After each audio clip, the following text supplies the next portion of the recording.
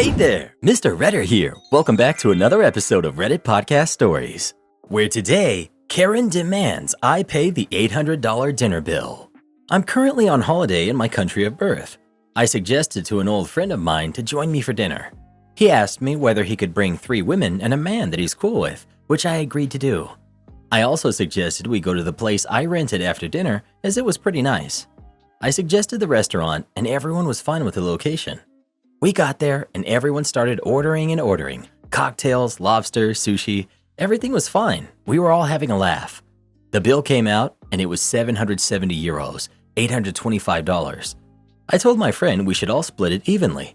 He was cool with it and the other guy said he was kind of broke right now and could only spend 25 euros despite eating close to 100 euros worth of food. I knew things were about to go south. 2 of the women were on their phones, silent and disengaged, and the other woman had the audacity to openly and confidently suggest that I be a gentleman and cover the bill as, "You are clearly doing better." I asked her why she had assumed that, and she said, "That's what it seems like on Instagram." Mind you, all I have on my Instagram are pics of holidays and business-related stuff. No fast cars or any of that. I told them I didn't know them, and this was not a date. They said that they didn't expect to have to pay. My friend said he isn't dating them either. He met them all at work. I was getting upset at the entitlement and asked my friend whether he told them anything about me paying. He said he didn't and that each of them always pays for their own things. I suggested he deal with them as he invited them over. It became a back and forth with the 3 of them saying, "Too expensive" and "not fair." It was fair when they were ordering like they had a money fountain clearly, but not when it was time to pay. I got fed up and said that I was not even going to split it evenly anymore and just cover mine, which was 52 euros, and that I was going home on my own, which seemed to offend them even more than splitting the bill. I stood up, went to the counter, told the waiter what I consumed and that each would pay for their own food. Then I paid and went back to the table. Apparently, aside from my friend, none of them had enough to pay the bill, or so they said. I felt a little bad as they were trying to figure out how to pay, but I ultimately didn't, and instead, I ended up being petty and giving a big tip to the waiter in front of them. Had they not been entitled about it and asked before agreeing to come, I would have at least considered it, but not like this. Am I the jerk for refusing to pay for the whole bill? Not the jerk. You asked your friend to join you for dinner, and he asked to bring other friends, and you agreed. You never once said that you were going to take them all out or treat anyone to dinner. They're all adults, and if they were short on cash, they shouldn't have agreed to the restaurant or ordered so much food. They could have asked before ordering, like you mentioned as well. If your friend told them you were treating them all to dinner, then he's the jerk for bringing an extra 4 adults to feed without discussing the payment with you first. OP. Thanks. It was a very awkward moment, to be honest. I just don't understand how anyone would assume someone they didn't even know would pay for them just because. They not only assumed you'd pay, they blatantly tried to take advantage of you. They intentionally ordered a large amount of food because they thought you were paying. Hopefully, your friend dumps these people as acquaintances. Not the jerk. I never understood why people who can't afford it go out for meals. They acted entitled and rude, and they had to face the consequences. I'd suggest discussing payment before you order the food next time. Waitress mocks me for wanting tap water instead of expensive sparkling water. This has been bugging me for days now. I went to dinner with my wife recently to a relatively nice place, $30 to $45 per meal. Quick side note, we're both in our 30s and we both work in hospitality, and we worked in kitchens for years, so we're generally on our best behavior at restaurants. Anyways, we sit down and we're greeted by a young woman who's in her early 20s who drops some menus and asks if we want to start with still or sparkling water. I look at the drink menu and I saw that still water was $9 and sparkling water was $12. Neither of us care that much about fancy water, so I said tap is fine. She gave a sort of grimace and a small noise. I asked, "Is there something wrong with the tap water?" She replied, "It's very hydrating," followed by an awkward silence. This was very strange to me, so I essentially repeated the question with slightly different verbiage, and once again got, "It's very hydrating." I looked at her with an expression of, "Please explain." More silence. Eventually I asked, "What does that mean?" She said, with no emotion, "It will hydrate you." Now I'm feeling weird about the whole situation, and I flat out asked, with no expression or connotation, "What's wrong with the tap water?" You guessed it, "It's very hydrating." I stood up and told my wife, "We're going." Before my wife even realized what was going on, the waitress said, "Have a blessed day," with the smuggest smile I've ever seen. Am I in La La Land here? The triplicated response seems really dumb for someone who is a professional at hospitality. Anyway, my wife suggested I took it too far by leaving. In my opinion, I didn't take it far enough, and I should have spoke to a manager about it.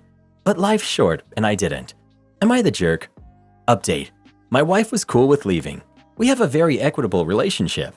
If one of us says to the other, "We're leaving," or any variation of that, we trust each other to know we made the right call and we'll figure out the rest later. This is in America. I'm from near there, and we've drank tap water in these kinds of restaurants in the area several times without issue. Update 3. Types of water. In my area, it's pretty normal to have 3 choices of water at a restaurant. You have still water. This is fancy water in a 1-liter glass bottle with no bubbles. This was the $9 option. Sparkling water in a 1-liter glass bottle was $12, and tap water is always free. This option was not presented to me, but it is a choice if the diner asks. Not the jerk. A good restaurant is in business to provide guests with a good dining experience. This waitress is chasing off good business. I'm fairly certain her manager would like to know that this waitress is damaging their business and their reputation. That waitress has no business working in a fine dining establishment. No jerks here. It was an annoying answer, but I'm willing to bet she's been told she can't tell people the tap water tastes bad. So she had to come up with something to say that isn't a lie, but also isn't going to get her in trouble. You aren't the jerk for being irritated though and leaving. I just keep thinking that maybe she didn't feel like arguing over water, but is supposed to talk up the expensive ones. I don't know. I never see the point in arguing with waitstaff. Yeah, and I mean, tap water is free. You can taste it, come to your own conclusion, and order something else if you want to. No need to want to argue with the waiter about what she said. What else do you say about water? Waiter was probably just frazzled with OP's insistence and couldn't think of anything else. No jerks here. Well, who do you think is the jerk? OP or the waitress? Please let us know. When someone gives you a goofy answer to a question, my favorite tactic is giving them a goofy response. I would have said, "Good, hydration is just what I need." Yeah, always remember that people's words don't have any power over you until you decide they do. I have slipped through the cracks at my company, and I've not done anything for the past month. As the title implies, I've been going into work for the past month, sitting at my desk and surfing the web, mostly Reddit, or playing computer games silently and then going home. Backstory. I used to work in a department that was quite autonomous within the company and was actually created by my boss, who was an associate VP in the company.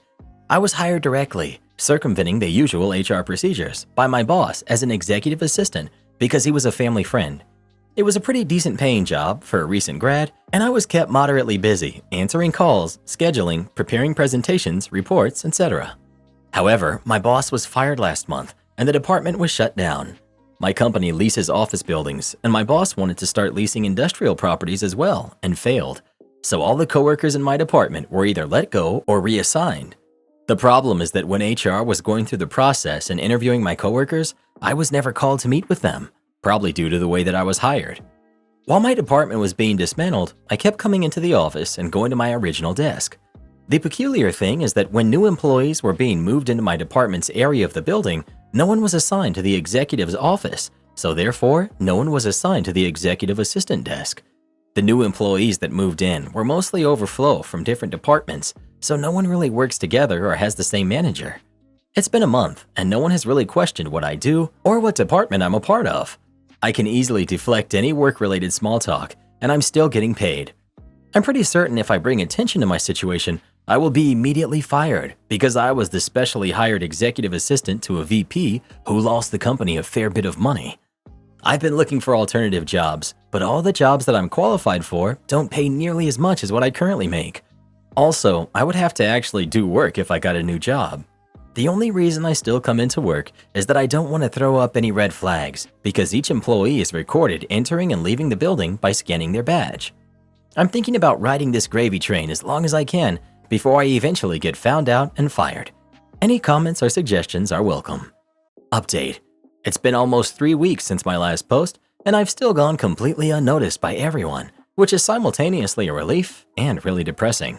It's the lack of responsibility and purpose that's becoming increasingly maddening.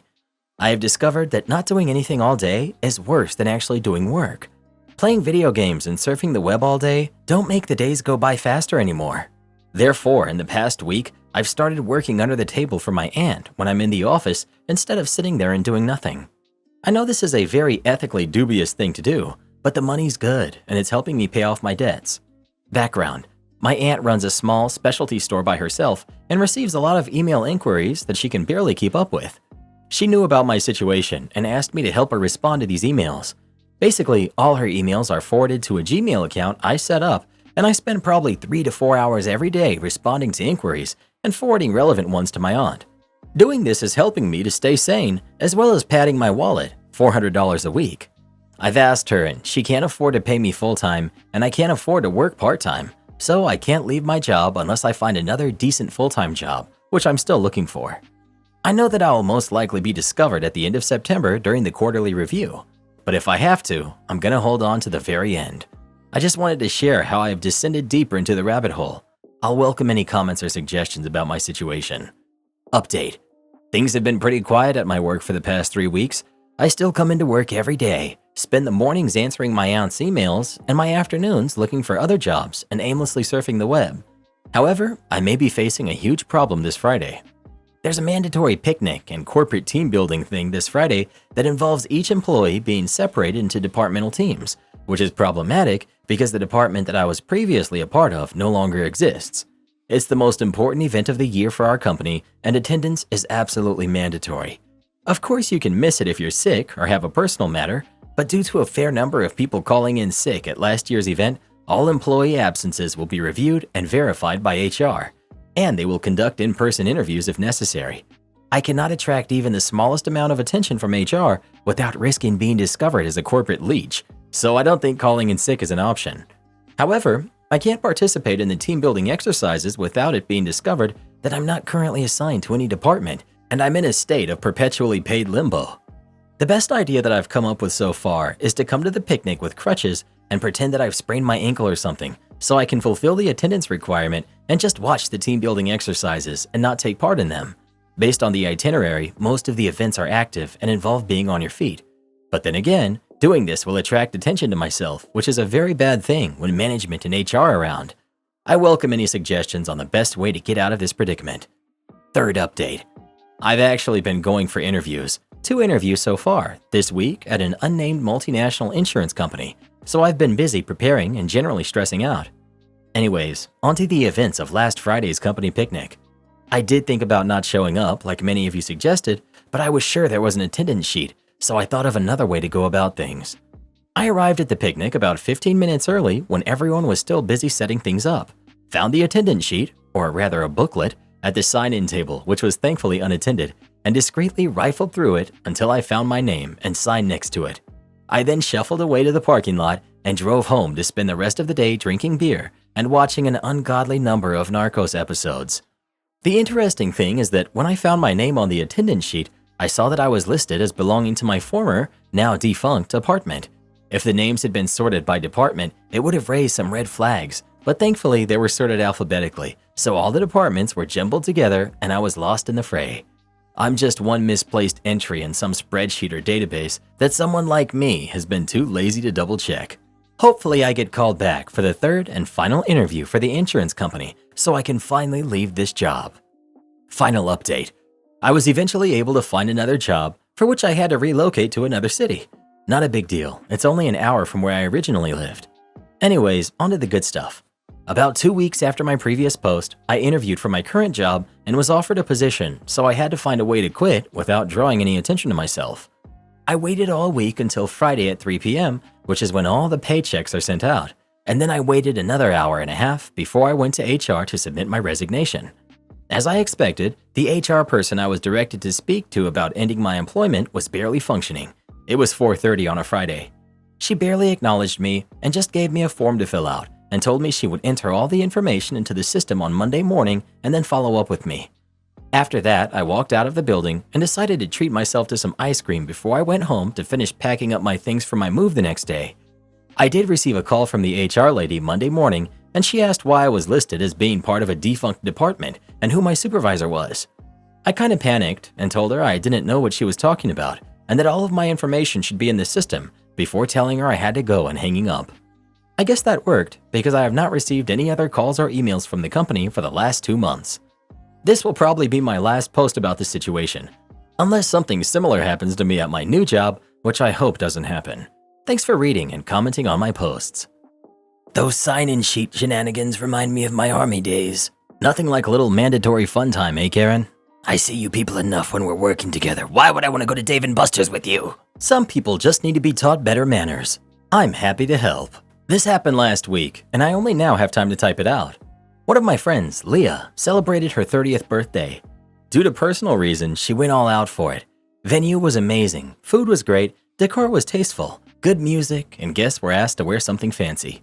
The day of, everything was going well, until someone dropped to one knee. You already know where this is going. Someone actually proposed at someone else's birthday. I was giving the couple the side eye, but I thought maybe this was planned.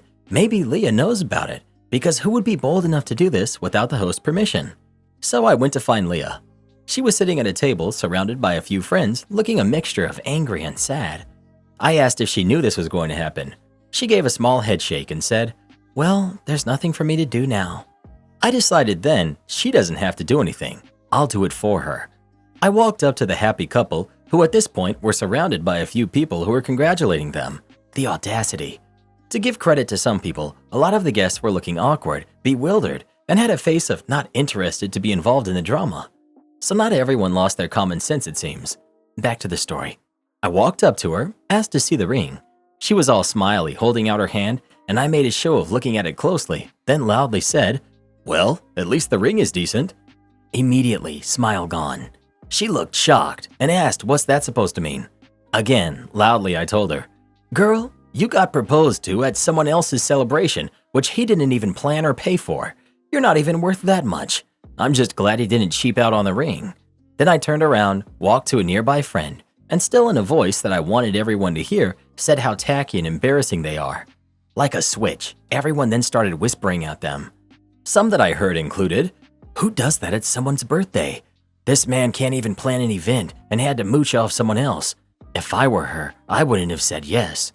They left right after that, and while the party did end kind of awkward, Leah did look better at the end, so I didn't feel guilty. As I'm not familiar with the couple, I only heard second and third-hand stories about what's been happening after this. Apparently, she's been complaining how her proposal's ruined, and she can't even have a second one now because this one has messed her up so much. Thankfully, no one's giving her time. Instead, she's getting even more ridicule. The next rumor I heard, they, the couple, have been fighting. The proposal was supposedly her idea, and he just went along with it. Now he's getting called pathetic and cheap. I have no sympathy for someone that stupid. So moral of the story, have some class and learn better manners. Update. Today I met a friend who turns out to be quite close to the boyfriend. From his story, seems like the relationship is over. The guy ended it, but not just because of the proposal disaster. Even after all of the fighting and backlash from other people, they were apparently going forward with the wedding. That's when the problem started. The first few things they decided on were the venue and the date. In our culture, the event is usually held at the bride's side, so girlfriend decided to host it at her grandparents'. The only problem? She chose the exact same date as her cousin. See a pattern here? Now, to be fair, it's not exactly unusual to have multiple brides and grooms at the same time, though usually it would be siblings. In this case, however, the cousin has denied the request. Girlfriend didn't back down though. She even suggested they take the morning to evening hour of the day and cousin take over evening to night, since technically he's already married, and this was just a celebration on the groom's side. Why she insisted on this specific date? No one knows, not even the groom. It was just a random date with no significance to either of them. As you can imagine, this didn't go well and more fighting occurred. It wasn't just between them. This time, families were involved, and at the end of it, he ended the relationship. According to his friend, the breakup was another drama altogether. Lots of name-calling, shading on social media, trying to bring other people to take sides, etc. The boyfriend is currently dipping back into the dating scene, but nothing serious yet. The girlfriend is soon to be engaged. Yep, you read that right. Friend told me the most recent interaction between those two was her sending him a message of how she found her perfect man and would be engaged in August. The wedding is supposedly being held early 2024. Why she still messages her ex and why he never blocked her, I have no idea, but I guess to each their own. I've got comments telling me that I caused problems in their relationship. But to be honest with you, after hearing all this, I think their relationship was doomed from the start. I don't think my act of petty vengeance contributed to anything. Honestly, I still don't feel remorse for what I did. Am I the jerk for not looking after my infant niece while my sister had to run errands? I feel really bad and I need an unbiased opinion. I, 28 female, am currently living with my sister who's 32 and my niece who's 5 months old. My sister asked me to move in with her as she was separating from her partner and needed someone to help with the bills. I cover the majority of rent payments for the house and bills since my sister is not fully back to work yet. On the days she is working, it's usually our mother who looks after my niece. Now, I mainly work from home, and due to how loud both my niece and my sister are, and the job specifics, I wear good noise-canceling headphones. I also have a room with my own bathroom. I've told my sister multiple times if she needs anything and I haven't responded to a knock, she needs to come into my room and tap me to get my attention. Otherwise, I simply won't hear her and wouldn't know if she needed anything. However, my sister keeps forgetting it. Last Friday was very hectic at my work, so I ended up working 12 hours and I had some snacks to keep me going. I had no knowledge of my sister asking anything of me since I sit opposite the door, and I haven't seen her coming into my room since she didn't tap me on my shoulder as we agreed. Apparently, she had to run a few errands at work and had no one to leave my niece with, and decided to leave her with me since she would be gone for a few hours. Because I had no idea of her plans and she hadn't followed what I had asked her to do, my niece was left unattended for over 3 hours and was crying for no one knows how long. I only found out about it when my sister returned home. I was still working and had my headphones on, as she ripped the headphones off my head and started shouting at me, calling me names for not attending to my niece. Even after I explained to her I had no idea she was gone or that my niece was crying. To add, I don't look at my phone during work hours, and I have checked and there were no messages or missed calls from my sister. I feel really bad about the entire situation, so I wanted to check if I'm the jerk, as my sister still won't talk to me and makes it sound like I did this on purpose. You always need to verbally confirm with somebody if you're leaving a kid with them. You don't just holler that you're leaving. You don't assume they heard you. You get a verbal response. This was her mistake, not yours. You did absolutely nothing wrong, and you're not the jerk. My partner, 27 male, wanted to get me, 24 female, a promise ring, but I rejected. I've been with my boyfriend for 5 years. We met when I was 19 and he was 22. I'm now 24 and he's 27. We also have a mortgage together. We're going away on holiday in a few weeks, and he said he was going to make a nice gesture. I had no idea what this gesture was going to be until he started asking about what type of ring is my style and what I thought was a reasonable price for an engagement ring. We also went out with friends a couple of weeks ago, and one of his friends recently got engaged. We were all asking them if they had got a venue booked yet. We talked for around 5 minutes when the groom-to-be asked myself and my partner when we're getting engaged. I just said, well, when he asks me, and moved on. I did hear my boyfriend say under his breath to his mates, "I'll tell you in a minute." After he said that, I got quite excited. I thought that he may be planning to propose on our upcoming holiday. A week after this, I brought up about this nice gesture he had talked about. He then said, "I think I should just tell you now." I did think this was a bit strange if he was planning to propose, but I said okay. He then said he was thinking about getting me a promise ring. I couldn't help but give a slight laugh and then asked if he was being serious. He was. We've been through a lot this year, and I just thought it would have been the time. I did also say to him that I didn't want one. He hadn't bought one yet, as I thought a promise ring was a bit childish considering our age. I just remember when I was in high school and all the boys were giving their girlfriends promise rings. It just feels very juvenile to me. I feel quite disheartened. Any advice on why he just didn't propose? I've never known anyone who got a promise ring to get married. It's such a thing to do when you're a teenager, but when you're an adult, it's very lame. "I promise someday we'll get engaged when we're old enough" doesn't sound the same when you're in your upper 20s. What is he promising after 5 years and a mortgage? If you want to get married, maybe have that conversation sooner rather than later. A promise ring at the age of 27 is so cringe. I'm glad you rejected it. Am I the jerk for telling my sister to stop trying to outshine my daughter? This happened a couple of days ago. I, 34 male, have a 9-year-old daughter who picked up playing piano at 5, and I seriously see her as a prodigy. She composes her own symphonies.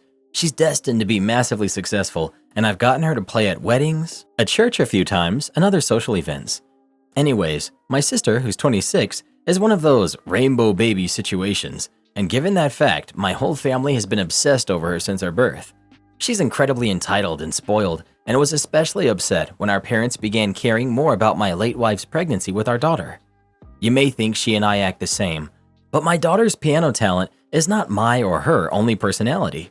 It just takes up a large portion of our lives, and it's not all I talk about or the only thing my daughter has for herself. We had family fly in from Germany for one of her big recitals for the first time in a few years. My daughter did amazingly, but the whole time my sister was saying that they're only impressed because of how young she is, and that she could do this and none of us would be amazed. She proceeded to make the whole recital about herself, and when we went out to dinner to celebrate afterwards, and my sister was making snarky comments to my daughter that it wasn't that good, I asked her why she had such a vendetta against a 9-year-old, and why she couldn't just for once have the attention be on someone else for one night, and that if she was going to complain, she shouldn't have come at all. She was very upset at this and told me how I took away her childhood by forcing her to pursue music, which she had come to me and her late mother about, and it ensued a massive fight between us, and she ended up leaving early and going back to her hotel room. My parents say that I shouldn't have lashed out on her like that, and they have since apologized for making her feel left out. They leave for their flight tomorrow night, and my sister won't talk to me. So, am I the jerk? Not the jerk. You may have issues to work out with your family, but good on you for standing up for your daughter. Whether or not her skill is overinflated in your eyes, no one should be putting down a 9-year-old on her skills after a performance. What on earth? Am I the jerk for telling my cousin she should not have a baby? My aunt recently gave birth in April. This is the first baby in the family in 18 years. We were all excited and beyond happy. We spoiled the baby with a bunch of baby clothes, etc. Heck, even I have clothes, a crib, and toys in my home for when I take care of the baby. The day after the baby was born, my cousin, female 22, went to go visit the baby and made a comment to her boyfriend of a few months that she wanted to get pregnant. My mom heard this. Anyways, 1 month after the baby was born, my cousin got pregnant. She has no career, she has no money. She can't even afford an apartment alone. She can't even take care of her own dog. She has anger issues. I've let her borrow hundreds of dollars in the past couple of years. Last year when her ex left, I paid her rent for a month and didn't ask for the money back. I let her stay in my home, rent-free. She didn't pay for the food. She didn't pay for her dog's food. I fed her dog and walked her dog. I paid for everything. I told her that she shouldn't have a baby she can't afford, especially because she got pregnant after meeting the baby only once because she couldn't control her baby fever. She doesn't know what she's getting herself into, and if she can't take care of her dog, what makes her think she'll be able to take care of a baby? Her boyfriend doesn't work a lot either, for your information. She told me to stop being a jerk and to stop being jealous. Oh, and never once did she thank me for letting her borrow money, paying her rent, and living in my home rent-free. I provided everything for her. I even offered to help pay for her to go back to school. Right now, you are letting her completely walk all over you. If you can't face her and kick her out, let your lease lapse. Then you'll have to move somewhere and she can't move with you. Or you'll be paying for her kids' diapers and formula and all the way through college. Don't be a doormat. Why are you enabling her? Start the eviction process now before you have another mouth to feed and house. You are only a few months away from an infant crying 24/7 in your home. You need to act quickly and swiftly. Stop trying to talk sense into someone who isn't going to get it. You're not going to change her mind, especially when she's had a free home to live in completely rent-free with spending money given to her on top of that. Why would she listen to you? You haven't proven to stand up for yourself, so she's walking all over you because she clearly knows she can, and you will keep letting her live there and keep helping her. She only has to ignore your words and gets to enjoy your generous actions. Seems quite easy for her, don't you think? Like the saying goes, actions speak louder than words, and your actions are enabling her, so she has no reason to believe your words. You're setting yourself up for financial distress and even worse living situations. You need to stop being a doormat, save yourself, and get her out of your home ASAP. You're the jerk. Sorry, I 100% agree with everything you're saying and your assessment of her ability, but it's not for you to tell her what to do unsolicited. Also, when you do something nice to help someone out, you don't hold it over them. You didn't have to help her out so much, and if she was not appreciative then, I wouldn't have helped her in the future. Everyone sucks here. Believe it or not, having a baby is actually a mistake for most people.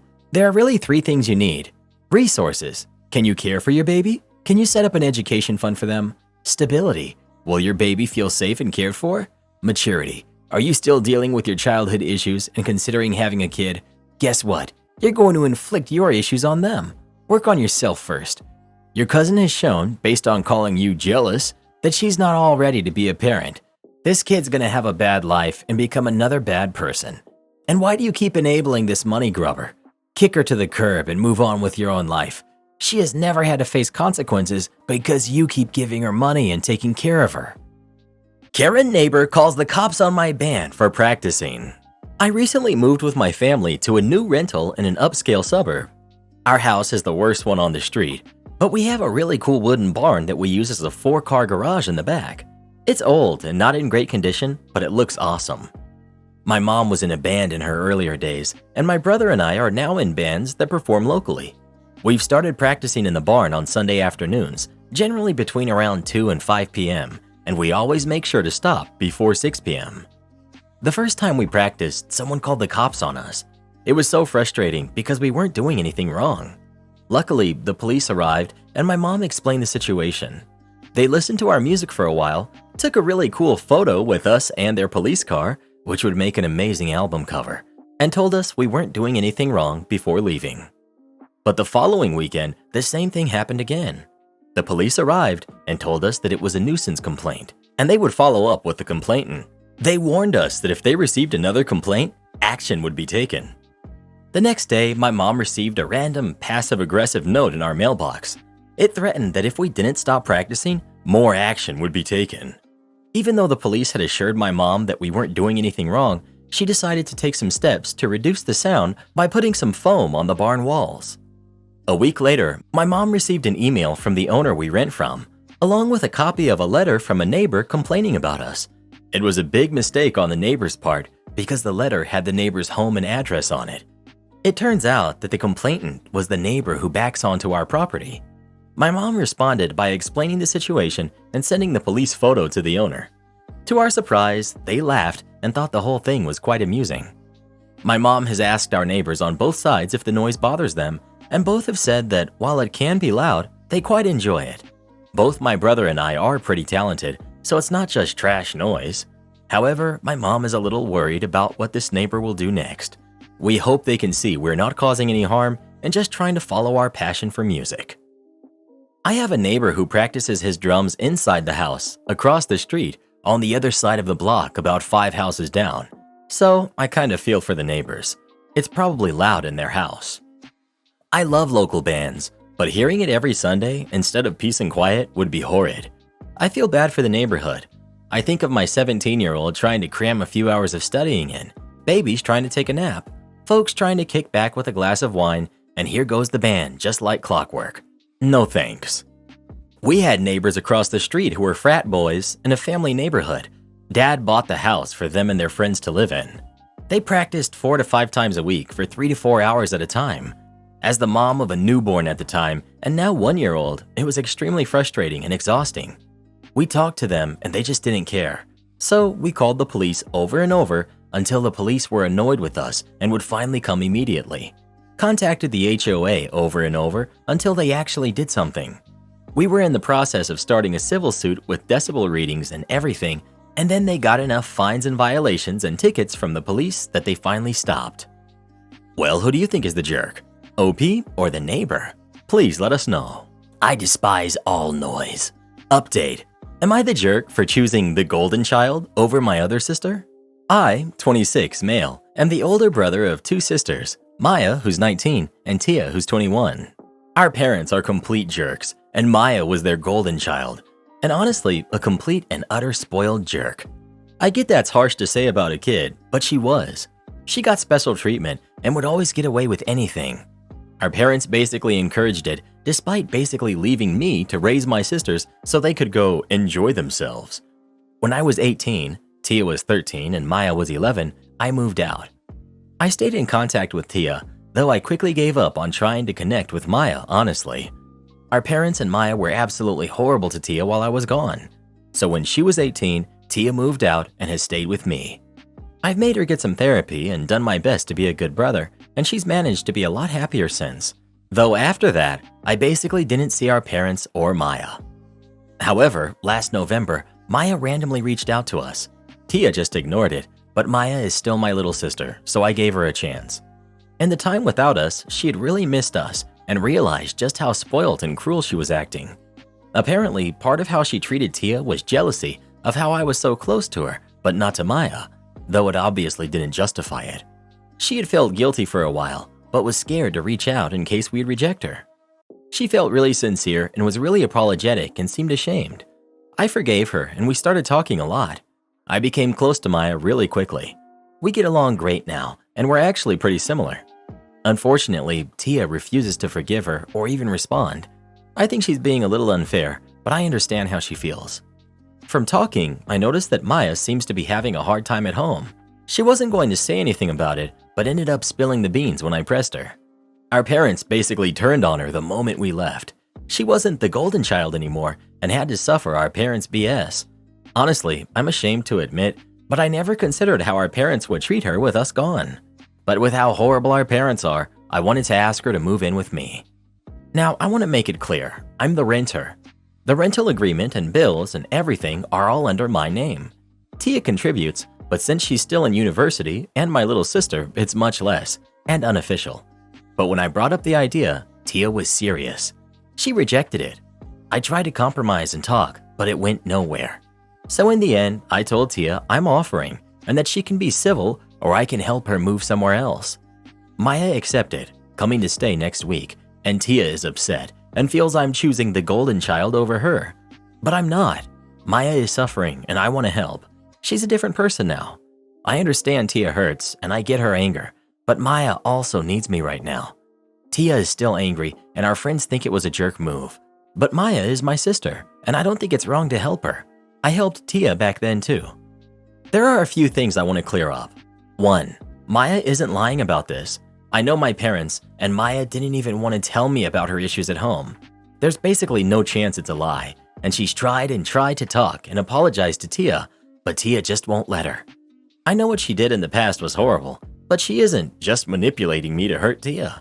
She genuinely hated how she was and just wants to live somewhere safe and happy and loved. 2. I get it wasn't enough, but the timeline was admittedly poorly written. We started discussing it last month. She knew this decision for a couple of weeks. While I now see it was misguided and cruel, it wasn't just a week.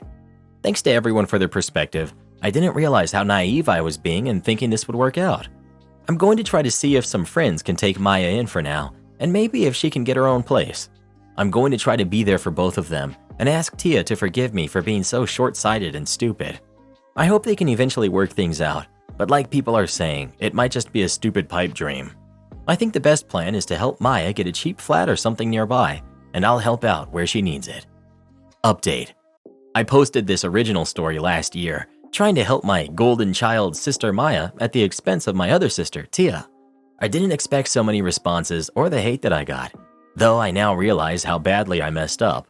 While I still think how people wrote about Maya was unfair, how I treated Tia was cruel and ignorant. I was trying to help everyone and be practical, but I neglected to properly consider the emotional side. The responses were a wake-up call, and I realized I was just going to ruin everything. While it wasn't meant that way, it would just hurt Tia and ruin our relationship. I managed to convince some friends to let Maya stay with them and looked for a place. Currently, Tia still lives with me, while I found a cheap one-bedroom for Maya. It's been rough financially, but I managed to get everything my sisters need. A few sacrifices don't matter compared to them. Maya needed help adjusting and learning to be independent, so I did have to focus on her initially, and Tia absolutely hated me giving her any attention, so it was extremely difficult at first. But it got a lot better as Maya adjusted and grew more independent, and I could balance my time better. It's not perfect, but we've gotten into a rhythm the best we can. Maya has grown a lot and can mostly live by herself now, though I obviously still help. Therapy has really helped her, and she's made a lot of friends at university. While she still wants Tia's forgiveness, she's accepted it's not in her control and to focus on living her life and improving herself. I'm really happy she's free of our parents' influence. She's nothing like she used to be, though I do wish I had tried harder when she was younger rather than just giving up. Tia isn't completely happy. I don't think she'll ever forgive Maya. I've done my best to make it clear that I love her, and Maya isn't my favorite, but it's been hard. We get joint therapy and that helps a lot, but she still wishes it was just us. Still, she's finally able to understand that helping Maya isn't rejecting her. I'm so thankful and lucky Tia could forgive me. She means the world to me. I never intended to hurt her, though I clearly completely messed up in my approach. We basically just avoid the Maya situation and have managed to get back to normal. She's such a strong woman. I'm honestly so proud of her and so ashamed of how short-sighted I was. As selfish as it is, a part of me will always wish Tia could forgive her, but I know that's impossible and selfish. I don't think Tia will ever fully accept that Maya is a part of my life. The most I'll get is Tia and Maya being in one building for my wedding, but honestly, that's enough for me. While it's not a fairy tale ending, everything is going well. I'm glad I posted and was able to fix my horrible mistake. Don't listen to all the BS. Reddit loves a story with a bad guy they can hate on and a victim they can sympathize with. What you're doing and sacrificing for your sisters is beyond admirable. You're a good person, and the world needs more people like you. I hope you too can find your peace someday. The irony of the bulk of these posters here implying you're unempathetic for caring about both sisters while unilaterally considering Maya the devil in this situation is honestly outstanding. The situation isn't perfect and it sucks for all parties, but it's one that tries to find the best outcome for all. I don't understand the vitriol here, honestly. The posters here reek of selfishness and lack of empathy. I'm gonna be honest, you're still messing up.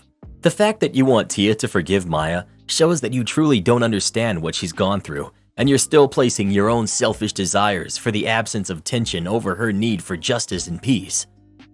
This is so sad for Tia. I hope she heals and puts an incredible amount of distance between you two. Discuss with your therapist why you haven't accepted Tia's boundary and still want her to forgive Maya. Customer asked me to count out a bag of live crickets in front of her. I, 32 female, work part-time at a pet store to supplement my income as my salary of a full-time teacher doesn't always pay the bills. Plus I have a few pets, and 20% off of in-store purchases is rather helpful. Anyway, one of the things we supply are live and frozen feeder animals for things like reptiles, certain aquatic creatures, and invertebrates. These include things like mice, rats, dubia roaches, bloodworms, mealworms, waxworms, superworms, and crickets. The mice and rats are either frozen or live, but either way, they're easy to count and box up for the customer. Roaches, mealworms, waxworms, and superworms are pre-packaged and price-marked, but the crickets are not. Crickets are kept in these large containers with a mesh top, egg cartons for the crickets to climb on and hide in, cricket food, and hydration.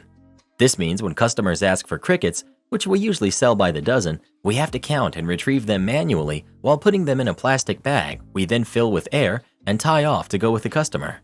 Our method for transferring the crickets is to lightly tap on the egg cartons over a funnel-like object that doesn't have a hole at the bottom. We tap the crickets in, wrap the plastic bag around the end of the funnel, then tip it and lightly tap the crickets into the bag.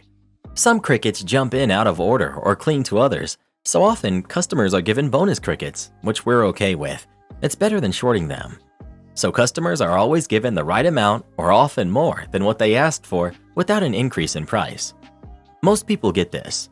The customer in this story did not. A woman comes in and she asks for 4 dozen crickets, 48 crickets total. I went to the back, tapped the crickets from the cartons inside the funnel, and then counted them into the bag. As per usual, the occasional extra cricket tumbled or hopped in, probably putting the total to a bit over 50 by the time I was done. I bagged them, tied the bag, took them over to the counter. Now, I don't know if this woman was having a bad day or if she had been stiffed by another store in the past, but she demanded that we count out the crickets in front of her before she pays for them. I explained that it was likely that she got more than what she had asked for, and counting out 48 crickets individually would take a little while. She insisted she wanted to be sure we weren't ripping her off. So I got one of those small plastic cricket keepers and a pair of tongs. I opened the bag, making it deflate and slightly more painful to work with, and inserted the tongs. Delicately, so not to crush the crickets, I grabbed each one with the tongs and started counting slowly, and dropped each individually counted cricket into the critter keeper. So after about 5 to 10 minutes at the counter meticulously counting crickets with tongs, and maybe deliberately taking a little bit longer than I had to out of spite, a line was building up behind the woman and I was getting close to the end of my count. Eventually, I hit the grand total of what she paid for, 48 crickets. And wouldn't you believe it, there were 10 more left over in the bag, almost a whole extra free dozen that she would have gotten for free had she not asked me to count them. I said, Oh, would you look at that? My mistake. You were right. I did miscount. I'll put these other ones back and ring you up for the 48. I'll be right back. And before she could protest, I wandered off to dump the last 10 crickets back into the cricket container. When I came back to check her out, she was silent, not looking at me, did her best to ignore the irritated looks of the customers lining up behind her while I poured her 48 crickets back into the bag. She paid, then slunk off sheepishly out the door without a thank you or a glance. I then got through the rest of the line quickly and apologized to the customers in line for the wait. I sent them home with some free samples, thanked them for their patience, then continued along with my shift. She never complained, and she did return to the location several times after. She never asked anyone to count the crickets again. Update. Am I the jerk for telling my wife she needs to be accountable for her actions? My wife, 30 female, and I, 35 male, bought our house 5 years ago and it needs work, but time and money are always a constraint. Right now, my wife is not working while she goes back to school, and I'm working second shift as the sole earner. Since my wife is home more than me, she's been handling most of the work that's been done around the house, including dealing with contractors. She comes from a family of do-it-yourselfers who tend to shoot from the hip with projects, while I prefer to have a plan in place before we do any work. And the most recent projects that she spearheaded have been, in my opinion, subpar. Some examples. Our privacy fence gate doesn't close right, and she hasn't gotten the contractor to come to fix it for months. The internet line wasn't buried deeply enough by the contractors, and I think she should have sent them away when they didn't have the right equipment. She decided, without my input, to use a cleanser on our house before restaining it, and the cleanser left streaks in the wood that cannot be covered by the stain. We have a wooden sculpture in our yard that she did not clean, and it's dark and dirty, and it looks bad. She doesn't see anything wrong with it. Most recently, we had gutter work done, and I wanted a gutter put on the back of our new shed. She forgot to tell the contractor where I wanted the downspout, and he put it in the opposite corner, so now the water is just going to collect behind the shed, which is exactly what I wanted to avoid. She called me at work to give me this news, and I spent the rest of the day frustrated. When I got home, I asked what we were going to do about this, and she said something about fixing it ourselves. I told her that it would never be right if we fixed it ourselves, that I already paid for the work to be done right the first time, and we're just throwing away money and time with needing to redo all these projects that she hasn't been doing a good job with. I asked if she even cared about the quality of the work that's being done on the house, and said that maybe she shouldn't be involved with projects anymore on the house unless communication improves. She just sat in silence and slept on the couch without speaking to me. This morning, I asked if she was going to talk to me, and she said, "I don't know." I was exasperated and asked if she could just tell me what's wrong, and she replied, "I'm scared of you." She told me she wished I had approached the issue by looking for a solution, and I told her that she just doesn't want to be accountable for her actions. She said that she just wants us to be partners. I could be the jerk for how I went about telling her about my feelings, but I feel like there's no way for me to give her negative feedback without her freaking out. Am I the jerk for telling her that she needs to be accountable for her actions? Update. I posted this 5 months ago about an argument my wife and I had, and I was determined to be the jerk. Recently, someone commented on that post, asking if my wife has left me yet, so I decided to update. A lot of people recognized that the way I spoke with my wife was full of frustration and anger, which was unproductive, but even more than that, it was scary to her. One user had an excellent comment, pointing out that I was just blowing off steam, and that my priority should be my partnership. We covered a lot of topics in the weeks following that incident. We had a couples therapy session to talk about strategies and communication. I saw one of my coworkers react in anger and frustration instead of taking the time to become calm, and realized from the outside looking in just how unproductive his behavior was. And then my wife showed me a section of one of our self-help books. It's called The 5 Personality Patterns, and my therapist had recommended it to me a while back. We had been reading it together, my wife and I, but then we got busy and we stopped. She picked it back up after our fight and read about the leaving pattern. She underlined a bunch of sections and read them to me, and I finally understood. I grew up in a house where my parents screamed and yelled at each other or picked fights in order to storm out of the house, and that's how I used to interpret my wife's silence, as a way to win the fight. In reality, when she became silent, she was scared. She was stonewalling me or trying to win the fight by manipulating me or trying to avoid taking responsibility. She told me that even though she knows that how I was acting wasn't objectively scary, that her threshold for shutting down is really low. My wife is the sweetest person. I love her so much, and I never wanted to feel like that. This changed my perspective completely. Ever since my realization, our relationship is better than ever. We laugh and tease each other playfully. We've worked on projects together. We've talked about chores and money. We've even had a couple of fights and resolved them quickly and lovingly. Our communication is better because we trust each other. My wife told me that she's never felt safer or more loved than now. I won't say I'm glad the fight happened, but what I realized because of it has been a turning point in our marriage for the better. I want to recognize OP for being the kind of person who can actively look at themselves, hear criticism, understand what they did wrong, apologize, and then change that behavior. Not every partner would be that committed to their spouse. Not everyone would be that respectful to their spouse. It sounds like you two are finding new adventures and joys in life together. Your combined communication skills are to be applauded. Have a fantastic life. Work during my planned vacation? Have fun paying me extra when I leave. I had been working at this company for about 3 years. I had consistently grown in my role and eventually was given a major project to own. Although it required a quick turnaround, I determined I could do it myself and took it on solo, hoping for a promotion. I was able to deliver the project slightly ahead of schedule and with better quality than expected, which allowed us to make a huge sale. The head of the company gave me an award at an all-hands meeting, and my boss let me know I was on track for an end-of-year promotion with a nice pay raise and more responsibilities. However, I was needed in another part of the business, so I had to transfer under a new manager who was notoriously hard to work with. During our first meeting, I brought up that I had a 3-week planned vacation in 4 months. I had never taken vacation before this, so I had 6 weeks saved up and I did not want to start losing it. He told me, of course, that would be fine, and we would be able to make it work. About a week later, we had our first meeting with our product team. They had a new, large project idea and wanted it to be released in just 3 months. As my team looked over the details, we knew this was a 6 to 8 month project at best, and it would be better to deliver it in smaller increments or push out the schedule. My boss was adamantly against both, so throughout the next week, he made us have last-minute 3 to 4 hour brainstorming sessions every day, but he would not even tell us until around 3 p.m., forcing all of us to work late every day that week. At the end of the week, there was no way we could figure out how to deliver everything on the shorter timeline, so my boss asked me to stay behind after the meeting. For another hour, he railed against me, saying I was failing at this project and that he could not see me getting a good annual review in 4 months, and that a promotion wasn't even on the table.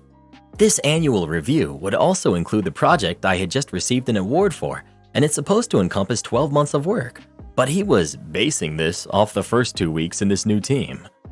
At this point, I knew he was ready to use me as a scapegoat for his bad management and started applying elsewhere.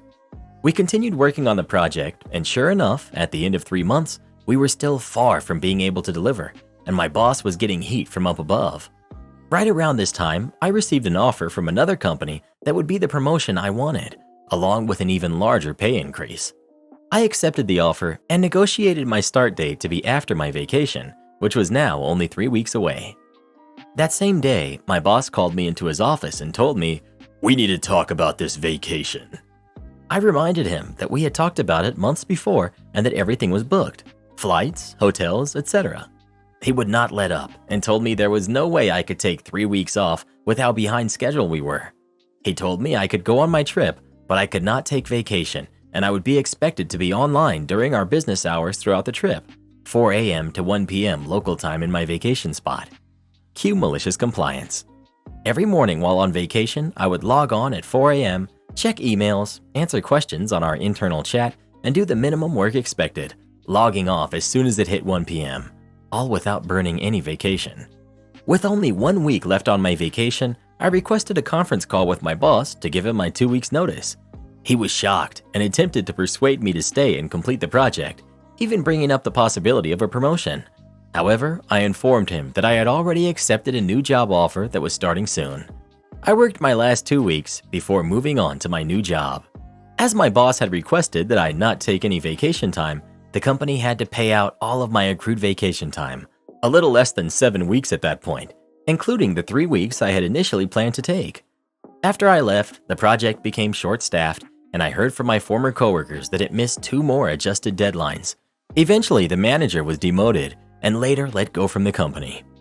Approximately 6 months later, the head of my previous company invited me to lunch and offered me a position taking over my former boss's role. I negotiated an even higher pay increase as well as company equity and returned to the company for 3 more years. Am I the jerk for choosing my senior cat over my sister and potentially allowing her to become homeless? I will preface this by saying that my mother treated my sister and I differently. I was always less than, while she could do no wrong. She'd always buy my sister everything she wanted, while I wore her hand-me-downs. I moved out at 18, worked through college, went no contact with mom and low contact with sister, and our paths diverged greatly from there. I now work in a field that pays well, while she's a stay-at-home mom. I guess I never quite got over this, and while I know the main jerk is my mother, and my sister didn't really know any better, I still fester negative feelings towards both of them. I found Tom in a bag as a newborn kitten, and I raised him over summer break when I was 13. Then when school started, my mother got rid of him, and I had to go through great and extreme lengths to find out where she had dumped him. It took me a week to find him, and we've been together ever since. For a few months, Tom hasn't really been okay and has been slowly declining. The vet, however, based on the recent blood panel that we did, was confident he still has some time left to live and said that he's by far the healthiest geriatric cat she's seen in a while. Thus, we decided to try out surgery to improve his quality of life, even though he's 21. This surgery comes with a price tag. I'm not in the US, but it's around 3 months worth of minimum wage in my country. It won't set us back much, hardly an inconvenience, but we'll be frugal just in case complications happen. He's scheduled for Monday, fingers crossed. Anyway, my sister dropped by on Sunday, which was strange. We haven't spoken since she wished me a Merry Christmas on Facebook. Looks like her husband jumped onto the NFT bandwagon, and now they're kind of broke and a few months behind on mortgage payments, and asked if I could help her out with the payments since they're at risk of becoming homeless. I said I'm sorry she's going through this, but this is not a good time for me either, and I listed the reasons above. I don't want to ever be in a situation where my cat's life depends on $100 that I cannot afford to pay. I suggested she get a job and maybe downsize or move in with mom while they get back on their feet. She did not take this well, called me names and a crazy cat lady that's going to end up alone, plus some other not nice words. I kicked her out. My mother and other relatives have been spamming me through the week for being heartless and caring more about an animal than my own flesh and blood. My husband says I could have just given her some cash to avoid the drama, and he's right. I could have. This is why I feel like I might be the jerk. In the end, the main reason I chose not to help her is due to my childhood baggage. Am I the jerk? Not the jerk. Have you asked the family that's been spamming you how much they are financially contributing towards your sister? Hope the surgery goes well and wish a speedy recovery for Tom. Not the jerk. But next time, just tell her no. She doesn't need to know your reasons. And respond to all the relatives. Thank you so much for letting me know that I made the wrong choice. I will let my sister know that you'll be catching her up on her bills. Between you and X, Y, and Z, she should be able to remain in her home and not get a job while also staying in her house. I suggest you all get in contact with each other to figure out what you can each contribute. You truly are amazing people. I would send the same message with names changed to every one of them. And then I'd create a chat you can jump out of, including your sister, and say, X, Y, and Z have graciously agreed to pay your bills. These people are truly amazing. I'll just get off of this chat and let you guys handle it from here. Then leave and block them all. My girlfriend is furious that I gave money to my mother instead of paying for her college debt. I'm 26, male, and my mom, who's 54, has always been insecure about her body. My mom isn't ugly by any means. She's beautiful in my eyes. But my mom recently had told me that she was considering plastic surgery for a long time, but couldn't because she had to prioritize her money on raising me. She didn't ask me for money or anything. I asked her if she was sure about it. She said she was. So I got a full-ride scholarship to college, and I'm pretty financially stable myself, so I thought it would be nice if I paid for it. My mom said it wasn't necessary, but I insisted because I wanted to do something nice for her. My mom got implants and a facelift, and I paid for it fully. She said she was really grateful and thanked me. Honestly, I was really happy for her because it gave her self-esteem a boost that she needed. She was very happy as well, and everything was fine. But when my girlfriend got to know about this, she was upset. She told me I should have let her know before I decided to do anything. She told me she couldn't believe I wasted my money on something like that. She said it was unfair and that I could have used it to help her pay off her college debt, which would have been more useful. I tried to explain it to her, but she didn't listen and called my mom fake and told me she needs to get over her insecurities. Most of my friends also took my girlfriend's side on this one and said that helping my girlfriend pay off her college debt is a lot more important than my mom's plastic surgery and are calling me a jerk. I'm not sure if I did something wrong here. I don't see what was wrong with paying for my mom's plastic surgery. It helped her get over her insecurities, and I'm really happy about it because she's feeling better now. So my question is, am I the jerk for this? Thanks. Edit. For answers to some common questions, my girlfriend and I have been together for over a year now, and we decided to move in together a few months ago. Also, I don't share a joint account with my girlfriend or anything, but she thinks I should have helped her pay off her college debt because I am financially doing better than she is. Not the jerk. Unless you're married and this was money from a joint bank account, your girlfriend has absolutely no claim to it. You can use it to help your mom, and you don't owe your girlfriend any explanation and certainly not consultation. ETA. And your girlfriend expecting you to pay her student loan is a major red flag. Your mom probably paid a bunch while raising you. Your girlfriend expects to collect and have you pay her loans just because she's pretty? Major red flags. Everyone sucks here. Financial details are vague. I'd like to assume you're so well off at 26 that this doesn't affect you financially at all, but I doubt it. Considering your financial vagueness, if you're in what you would consider a serious relationship, you discuss big financial moves before making them. It wasn't your girlfriend's main talking point, but you can't trust a partner that makes rash decisions with money if you're planning goals together for the future. Your girlfriend is entitled to say that your money could have gone towards her loans. She took out the loans. You've been together a year. You're not married. Even once you are married, that doesn't mean all your savings go towards her debt. You are not obligated to that, and I would have a sit-down discussion about how she plans on handling her loans down the line. She's right that your mom is insecure though. It's a waste of money for temporary, shallow happiness. In a few years, she'll cower against that insecurity yet again until she faces it and undoes the years of beauty product brainwashing. You're the jerk. Those surgeries you mentioned are expensive, like really expensive, and you and your girlfriend live together. Sure, you each have your own separate accounts, but are you planning on getting a nice place with her, starting a family one day, etc.? If you are, then money becomes more of a joint thing. Maybe she's just upset because she feels like you're jeopardizing your future together for your mom's surgery. If you do stay with this girl, I'd say get married, but I know not everyone believes in marriage. Then you have to recognize that partners should be a team, and you should consult your significant other before spending $20,000 to $30,000. I'd be upset too. Untie this knot? Okay, if you insist. When I was a teenager, I spent my summers visiting my mom on one side of the country and every other year her mom, my granny, on the other side of the country. Grammy usually had some project that needed doing, like cleaning gutters, fixing a fence, things like that. This story is from when she wanted some trees chopped down. Volunteer trees, the kind that grow tall and fast but not thick, easily handled with a hacksaw and/or a hatchet if one knows what they're doing. As will become apparent, I was not qualified for that description. Grammy hired a neighborhood teen to help out, and the two of us tackled the first and smallest of the 3 trees. This was when I learned that I was the most qualified of the two of us, so I was in charge of planning. Shockingly, the first tree went smoothly, and we learned how well we worked together. Second tree, no problem. We're feeling like we have a handle on things. We get to the third tree, and just like we did before, we tied a rope towards the top of the tree, tied it off to an old stump to guide the tree or prevent an accident, and got to work chopping into the trunk of the tree. We realized we had a problem when the rope went tight. Backing off to assess the situation, we were a little baffled how the tree started falling the way it did, but accepted that, if not for the rope, we would have dropped this tree onto the nearby fence and Grammy's truck just beyond it.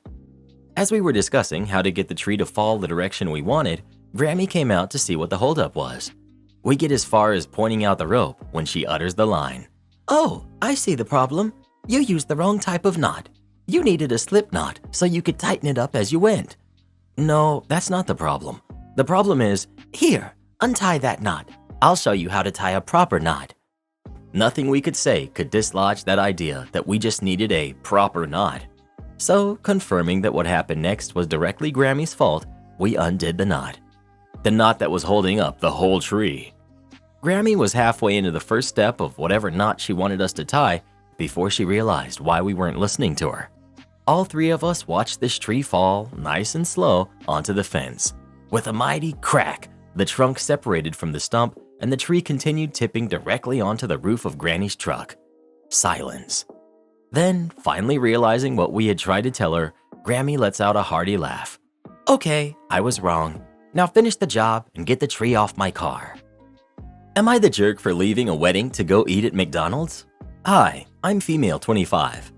Recently, my colleague, female 31, invited me to her wedding, which happened yesterday. I was super excited and happy for her. Just in case, I asked her if there was any guest fees. She said, "No, you don't need to pay me anything." On the day itself, everything went well until the reception, dinner time. To my shock, I was presented with a wedding menu that had prices on it. For example, steak, $50. Everything was ridiculously expensive, including the vegetarian options. At first, I wanted to question her because, well, she lied to me that I didn't have to pay for anything. But it was her wedding, and I didn't want to spoil her day by embarrassing her in front of everyone. However, the only other option was to simply not eat, as I didn't bring enough food for both a meal and a ride back. But this was completely unfavorable, as I had skipped my lunch to save space for the wedding meal, and I was pretty hungry. Suddenly, I remembered that I saw a McDonald's about 5 minutes away from the hotel. As tactfully as I could, I asked the bride if I could make a quick stop to McDonald's as I didn't bring enough money for the reception meal. I said that I'd be back in time for the gift ceremony and cake. I thought she'd agree, but to my horror, she got really upset.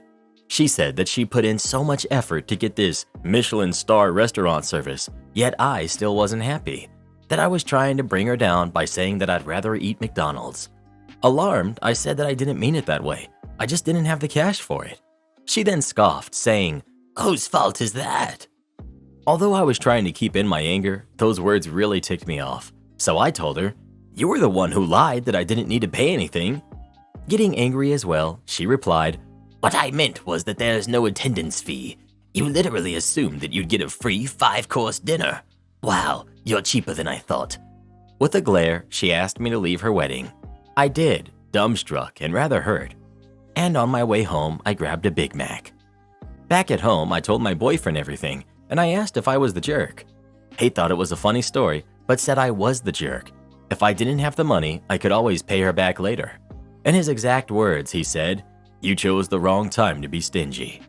My other friends agree as well, saying that it was not tactful of me for doing that at the wedding, and although she lied, I should have just brushed it off instead of dampening her happy spirits.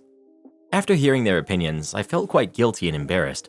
However, that one little part of me still thinks that it's justified because 1, she lied to me, and 2, publicly humiliated me. Please help me out. Am I the jerk? Not the jerk, but I think you handled it wrong. You shouldn't have asked her if it was okay to leave and get McDonald's. You should have done it and come back. The bride/your colleague does sound like a bit of a jerk, and she shouldn't have humiliated you that way. I've never been to a wedding where I had to pay for my own food, and I've been to some very cheap weddings and some expensive weddings. Next time, you'll know to be prepared. Also, did you buy her a gift? Because if you didn't and showed up to get a free meal, then you're a bit of a jerk. Not the jerk. I've never heard of a wedding where the guests are expected to pay for dinner, especially without any notice. The bride's response is BS too. Attendance fees are not a thing at weddings. You asked and she said there was no cost. The misunderstanding is on her. Diva Chef told me to just stand there and be quiet. Okay. Background. Let me take you back into my past. Again, I'm in the kitchen in a large culinary company/catering company. You get these more often than most. A diva in the kitchen. Could be a cook, a chef, or someone with a lot of attitude. Let me introduce to you Chef Smokey, reason explained in a moment. At the time, he was a line cook with some attitude issues. He had just joined on with us and he acted like he was going to be the next top chef in this company. He came over to our main line, looked things over, and then he came to the prep zone. Now the difference is the prep zone and main line are the types of burners. On the main line, we have gas ranges, 6 in fact. In the prep zone, we have almost all L-shaped counters with induction burners set up. On unusually swamped nights, the prep zone will handle appetizers for the main line. The story.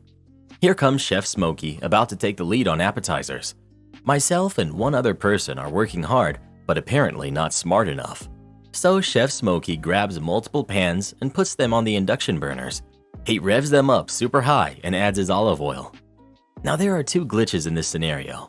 Issue 1. Induction burners. These older ones use specific pans and special setup to work, so they can be temperamental when they do work. And if you use the wrong pan, either the pan won't work or they act up. Issue 2. Olive oil smokes faster than the normal canola, vegetable, or mixed oil we have on site. Recipe calls for olive oil.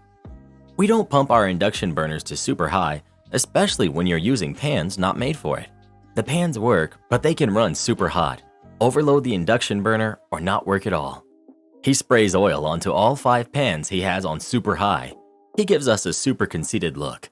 Me. You might not wanna, Chef Smokey. Zip it. Me. But you seriously might not, Chef Smokey. Just be quiet and watch. Me. With all respect, you... I reach to lower the settings on the induction. He nearly spanks my hand. Just stand there and be quiet. Malicious compliance. Okay, learn the hard way. Chef Smokey starts his first pan dropping his appetizer to cook. It comes out great, but as he reaches for his second pan, the oil has already insta-burned. Pan 3, 4, and 5 are also having burnt oil in them. They're smoking. So being a resilient, smart, and problem-solving human he is, he wipes the pans and sprays oil in them. Oil insta-burns. Okay, he tries a new tactic. Chef Smokey drops oil and then drops his appetizer material at the same moment. Nice try. His appetizers instant burn because his oil was already burned quick. He goes through this cycle about 3 times of burning product pretty fast. He gets raging upset. So I try to stop him, but he's got to try one last time. Burns it again. He lays his oil in his pans again. I lean in and say, "Hey, Smokey the Bear, your oil's burning again." Aftermath. Chef Smokey backs off. Then it's each man to a pan. Heat turned to the moderate level. While Chef Smokey starts the re-prep of the lost product he had burned through, let me note he burned most of the day's product, so he was going to spend the day re-prepping. He spent a good day silent. The guys in the kitchen used my nickname I gave him. Some called him Smokey the Bear, and some called him Chef Smokey, and it stuck till he quit. Am I the jerk for refusing to miss some of my kids' events when my ex-wife's husband asked?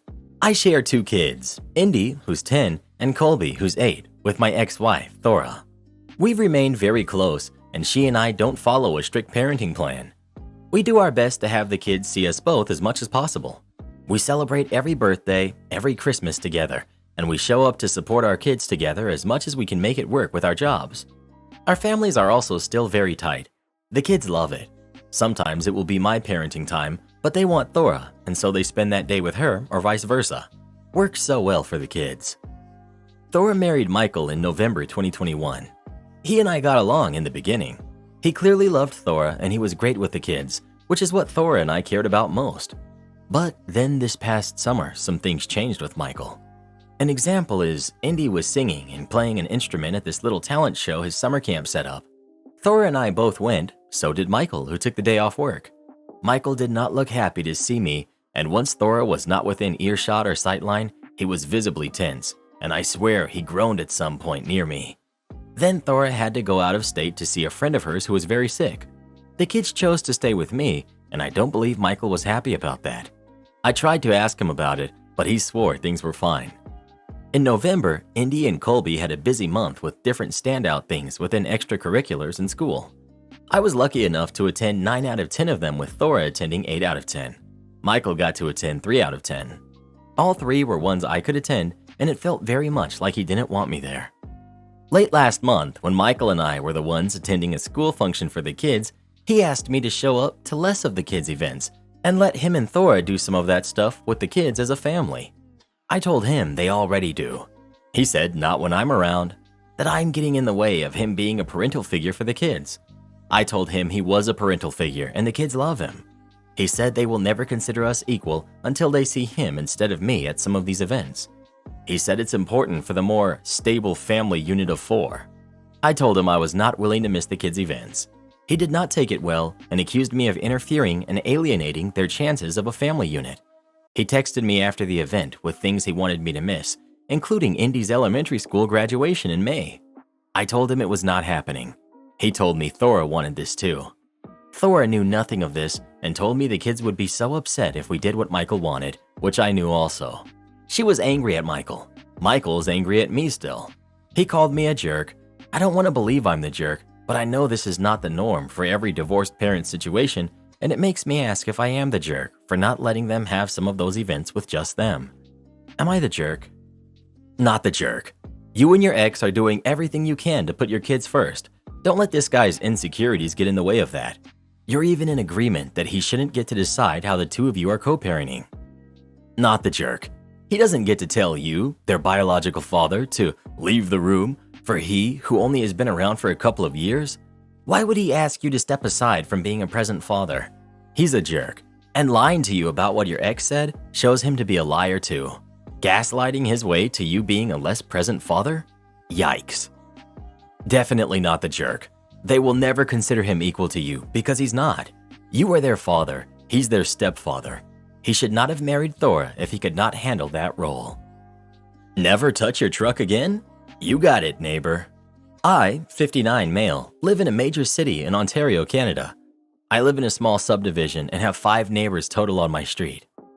For the past few years, during the winter, when we're getting a lot of snow or bad storms, as I'm leaving for my overnight shift at around 8 to 9 p.m., I'll put my wife's windshield wipers up on her car and do a quick walk around to my other 5 neighbors and put their windshield wipers up on their cars. Obviously not if they're outside or something, but if it looks like they're in for the night.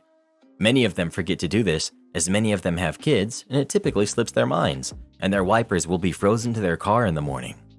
It's just something nice that I like to do to look out for my neighbors. They're always grateful of this and they thank me for it. Many of them started doing it too, and there will be nights where I'll forget to put mine up and my wife's up, and in the morning one of the neighbors has done it for us. Anyway, recently one of our neighbors moved and a new family moved in as of last week. It's a young couple and their 2 kids. The other night I was leaving for my overnight shift at around 9 p.m. It was snowing really heavy, and we were supposed to be getting almost 30 centimeters of snow, and it was freezing out. So I put my wife's wipers up and do my usual quick walk around to the other neighbors. I was hesitant when I reached my new neighbor's house, as I've only introduced myself once, but I did it anyway. As I was putting the second wiper up on their pickup truck, the husband came charging out of his front door, yelling, "Hey, what the heck are you doing to my truck?" I tried to explain to him that I was just putting his wipers up to help him. He continued to scream at me to "Get off my property and don't touch my stuff again." The wife then came out and started yelling at me too. I apologized and started walking away. Some of my other neighbors heard the commotion and came outside to see what was happening. They tried explaining to him too that it's just something we do. Both of them weren't having it. Fast forward to this morning. I'm arriving home from my overnight shift, and as I'm walking in, I see the wife of this couple struggling outside to break the ice off the windshield wipers of the truck. Guess she was trying to take her kids to school and the wipers were frozen solid on the car. She sees me and yells over, "Hey there, do you mind giving me a hand, please?" I look over to her and yell back, "No, sorry, thought I was told to never touch your truck again, ma'am," and walked back inside. She yelled back at me, "Wow, jerk." Told my wife about this. She thinks I should have helped her because she was just trying to get her kids to school. I disagree, as I was just following what they told me. It's always funny when people like that get exactly what they want and they still complain. Well, these neighbors seem like they already have the entire neighborhood disliking them already. That didn't take long. A student's malicious compliance backfires. This is a story from one of my college friends, Zach, and how he one day decided to jokingly comply with a professor's request only to have it shot right back in his face. So for quick background, Zach and I were both students in our university's department for fields such as animation, game design, and film. Since Zach and I studied similar fields, Zach studied game design and I studied animation, we were both required to take a series of classes called 3D modeling with a professor I'll call Professor Rick. Rick was a one-of-a-kind professor who was not only experienced in the field, but also a very understanding and approachable man who knew how to make the subject fun and easy for all of us. 3D modeling, as you'd probably expect, was a very project-heavy class. Each month or so, you'd be assigned a project. Let's say, for example, the project is a fully detailed and functioning lamp model, which you would work on both in and out of class throughout the month. You'd also be required to submit your current progress online each week for feedback and an easy A as long as you had shown you were making progress. Classes would usually be spent talking about the next part of the project and then working on them. As long as you were actually doing the work, listening to Rick's feedback, and actively improving, the class was an easy A. Pretty simple, right? Anyway, the story begins about a week after one of these projects started. One day, Zach's laptop suddenly had massive technical issues and needed to be repaired. While he was assured the issue could and would be fixed, he wasn't able to get the laptop back before the following week, after the deadline for the upcoming progress report was due. Not only was this a problem because Zach couldn't access the progress he had already made on the project, but also because these projects required a very specific type of software that you couldn't access on any normal school computer. These projects also required hours to work on, so he couldn't just borrow a laptop to use to finish the project. So Zach had no choice but to talk to Professor Rick about the issue. Thankfully, Rick understood what was going on because, like any person would in this industry, he knew how unpredictable technology could be and that issues tended to happen. On top of that, he knew already that Zach had been working on his project in class, so he knew Zach wasn't lying. So when Zach asked what he could do for the upcoming progress report, Professor Rick said, "Just submit whatever you've got and I'll grade it. Don't worry about it." Now, Zach knew what Professor Rick probably wanted. Since we were required to submit progress reports each week, Zach could have easily used a campus computer to download a previous file and resubmit it with no issue. However, Zach had another idea. See, Zach is a huge fan of dry humor. So was Professor Rick. So Zach thought it would be funny to submit something different for Professor Rick instead of what he'd expect. So he submitted a simple one-page Word document with "Sorry" in big letters written in the middle. He then left a comment attached to the submission saying, "Sorry, I didn't think you'd care what I turned in, so I gave you this." Zach then moved on with his day. Professor Rick said nothing to him about it, and about a week passed. Like I mentioned before, most of these projects were guaranteed A's, so when Zach saw the notification that the grade was submitted, he didn't think to check right away. Then one day, while looking through the app we used to submit our work, he noticed something off. His grade for 3D modeling, which was once an A, was now a C-. He was completely confused, and upon investigating what could be the cause, he noticed one grade that looked very different. The progress report received a grade of -200 out of 100. Zach was absolutely stunned. How the heck was a negative score even possible? He quickly checked the submission and saw underneath his comment was a reply from Professor Rick that said, "Sorry, I didn't think you'd care what grade I gave you, so I just gave you this instead." Zach panicked, thinking he had made Professor Rick angry, and as soon as the next class started, he approached the professor with his laptop open to the grade to ask what the heck was happening. But before he could speak, Professor Rick saw the grade, saw Zach's face, and started laughing. He laughed hard. Zach then realized what was going on, and he started laughing too. The grade was changed to a 100 the very next day. I genuinely loved my professors. Am I the jerk for not canceling my own plans when my husband's got ruined? I'm 31, female. My husband, Ryan, is 39, male. His brother and 2 friends were supposed to go up to their friend's cabin for a long weekend. They were supposed to leave this afternoon, but unfortunately, 2 of them got sick this morning, so the trip has been canceled. I have not been able to take any type of vacation in over a year, and it doesn't look like that'll be an option anytime soon. So when my husband told me about the trip, I thought it would be an excellent time to also take Friday and Monday off and have a staycation for myself. I went on a mini shopping spree at Lush, bought special groceries for myself, planned a hike and a girls' craft night and cocktail party, and found my favorite old movies for a movie night. Ryan and I like a lot of the same things, but I wanted to take this opportunity to do and cook all of the things that I like, but he doesn't. Ryan suggested that since he now has the weekend free, I could rearrange mine and we could have extra time together. I love my husband and will absolutely make time to spend with him, but I still want to keep all of my plans.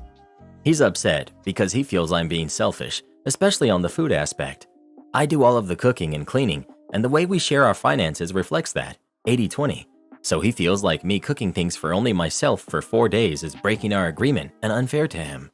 He also doesn't want my friends drinking here because I told them that they could stay the night and we'd have brunch in the morning.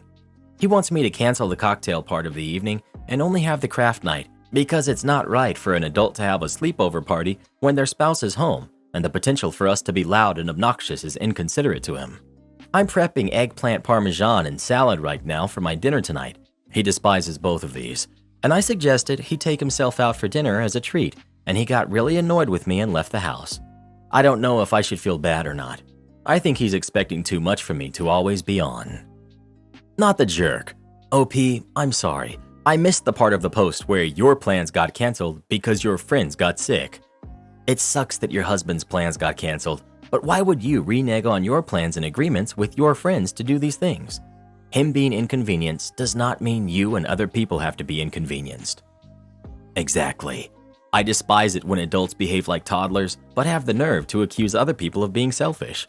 It's really unnecessary and off-putting. OP, enjoy every bit of your staycation. There's no emergency here. He can occupy himself for a few days. He's not an infant, and just because his plans fell through doesn't mean yours should. I'm also concerned that if you give in, he may make a habit out of this. Nip it in the bud, stand your ground. Not the jerk. Not the jerk. Ryan is being spoiled and selfish. The fact that he didn't encourage you to keep your plans and didn't offer to vacate the house while your friends are there is disappointing. He seems super entitled, and I'm sorry he's unable to put you first this one time. His childish temper tantrum at the end is also quite emotionally manipulative. If he's unable to put your wants and plans first this one time, you've got a spouse issue that you need to seriously address. You're the jerk. Call me old-fashioned, but back before my husband passed, if at any time his plans were canceled, I would have gladly canceled mine as well. When you're in a committed marriage, you act as one unit. You're no longer separate. You become one flesh and act as a united front. The fact that so many in the younger generation refuse to accept this is why you're all getting cheated on and divorced. I told both of my daughters time and time again that they needed to be more supportive in their marriages, yet they both just laughed at me. Well, now they're both divorced, and their ex-husbands are remarried to sweet supportive partners, while both of my daughters are still hopelessly single. I remind them every day that their marriage's failing was on them, and I warn them over and over. You know the saying, if you don't treat your man right, another woman will. Stop fixing the photo printers during Christmas rush? Sure, why not? To preface, I used to work in the photo lab of a very prevalent retail pharmacy. You know the one. I was good, fast, efficient, and always provided the most excellent customer service. Customers loved me. I adapted official procedures to make them better and improve the final product. And I loved the photo printers. If you've worked in a 1-hour photo lab, you know that no one fixes those things. They jam constantly, overheat, never get replaced or updated. They'd break at least weekly, if not more. Same thing with the kiosks and receipt printers and POS system. It's a nightmare.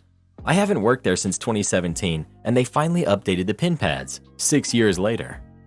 Because the printers would break so often, and I had experience fixing printers from when I worked at a school, I just whip out a screwdriver, open them up, and fix them myself. It was faster and easier than putting in a ticket, and it meant I could keep churning out orders during peak instead of being 1 to 2 printers down at all times. Now, shortly before the holidays, we got a new assistant manager. He had previously managed another store, but had to step into a less stressful position due to a heart issue. The guy was a jerk and created stress for himself. He treated team members like garbage, and most people were too afraid to stand up to him. I had a good working relationship with our GM, so I wasn't afraid of this guy, and he would often single me out because of it.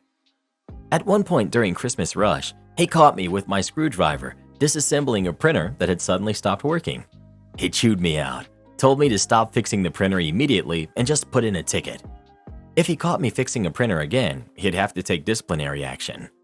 Cue malicious compliance. I stopped fixing the printers and just put in tickets.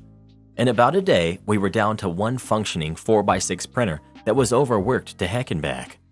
That printer almost caught fire while I was off shift because no one was able to unjam it. He never told me to stop fixing the printers again and left me alone for the entire rest of the time that I worked there. I ended up being wrongfully terminated due to an ADA leave for a major surgery when corporate never got my paperwork, despite my PT faxing it over, and I found a better job that I love at a company I still work for. Jerk manager ended up getting fired several months later for customer complaints. Am I the jerk for buying lower grade steaks when my in-laws visit and serving my mom and dad Wagyu? My wife and I live far away from both of our sets of parents.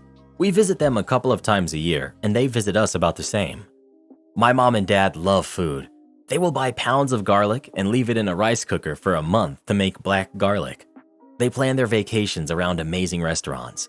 My in-laws are lovely people, but boiling chicken drumsticks is fancy for them, and they refuse to eat steak that isn't well done. I discovered this the first time I went to their home for dinner. I wasn't even asked how I like my steak. Everyone got a well-done steak.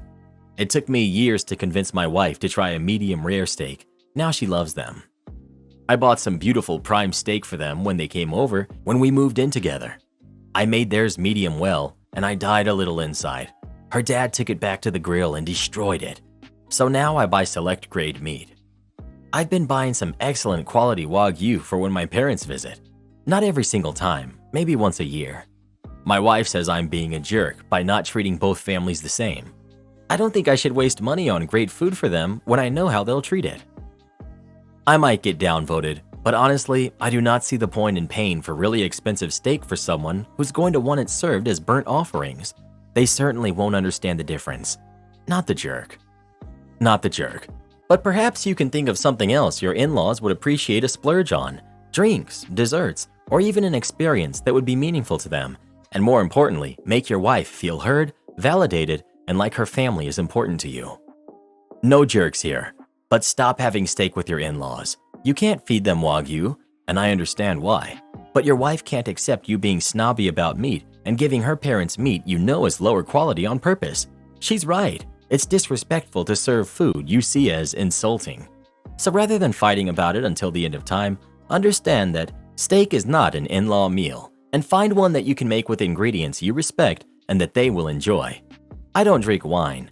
Fermented grapes taste bad to me. My husband and his family drink wine, study wine, are careful with wine selections. It's absolutely wasted on me.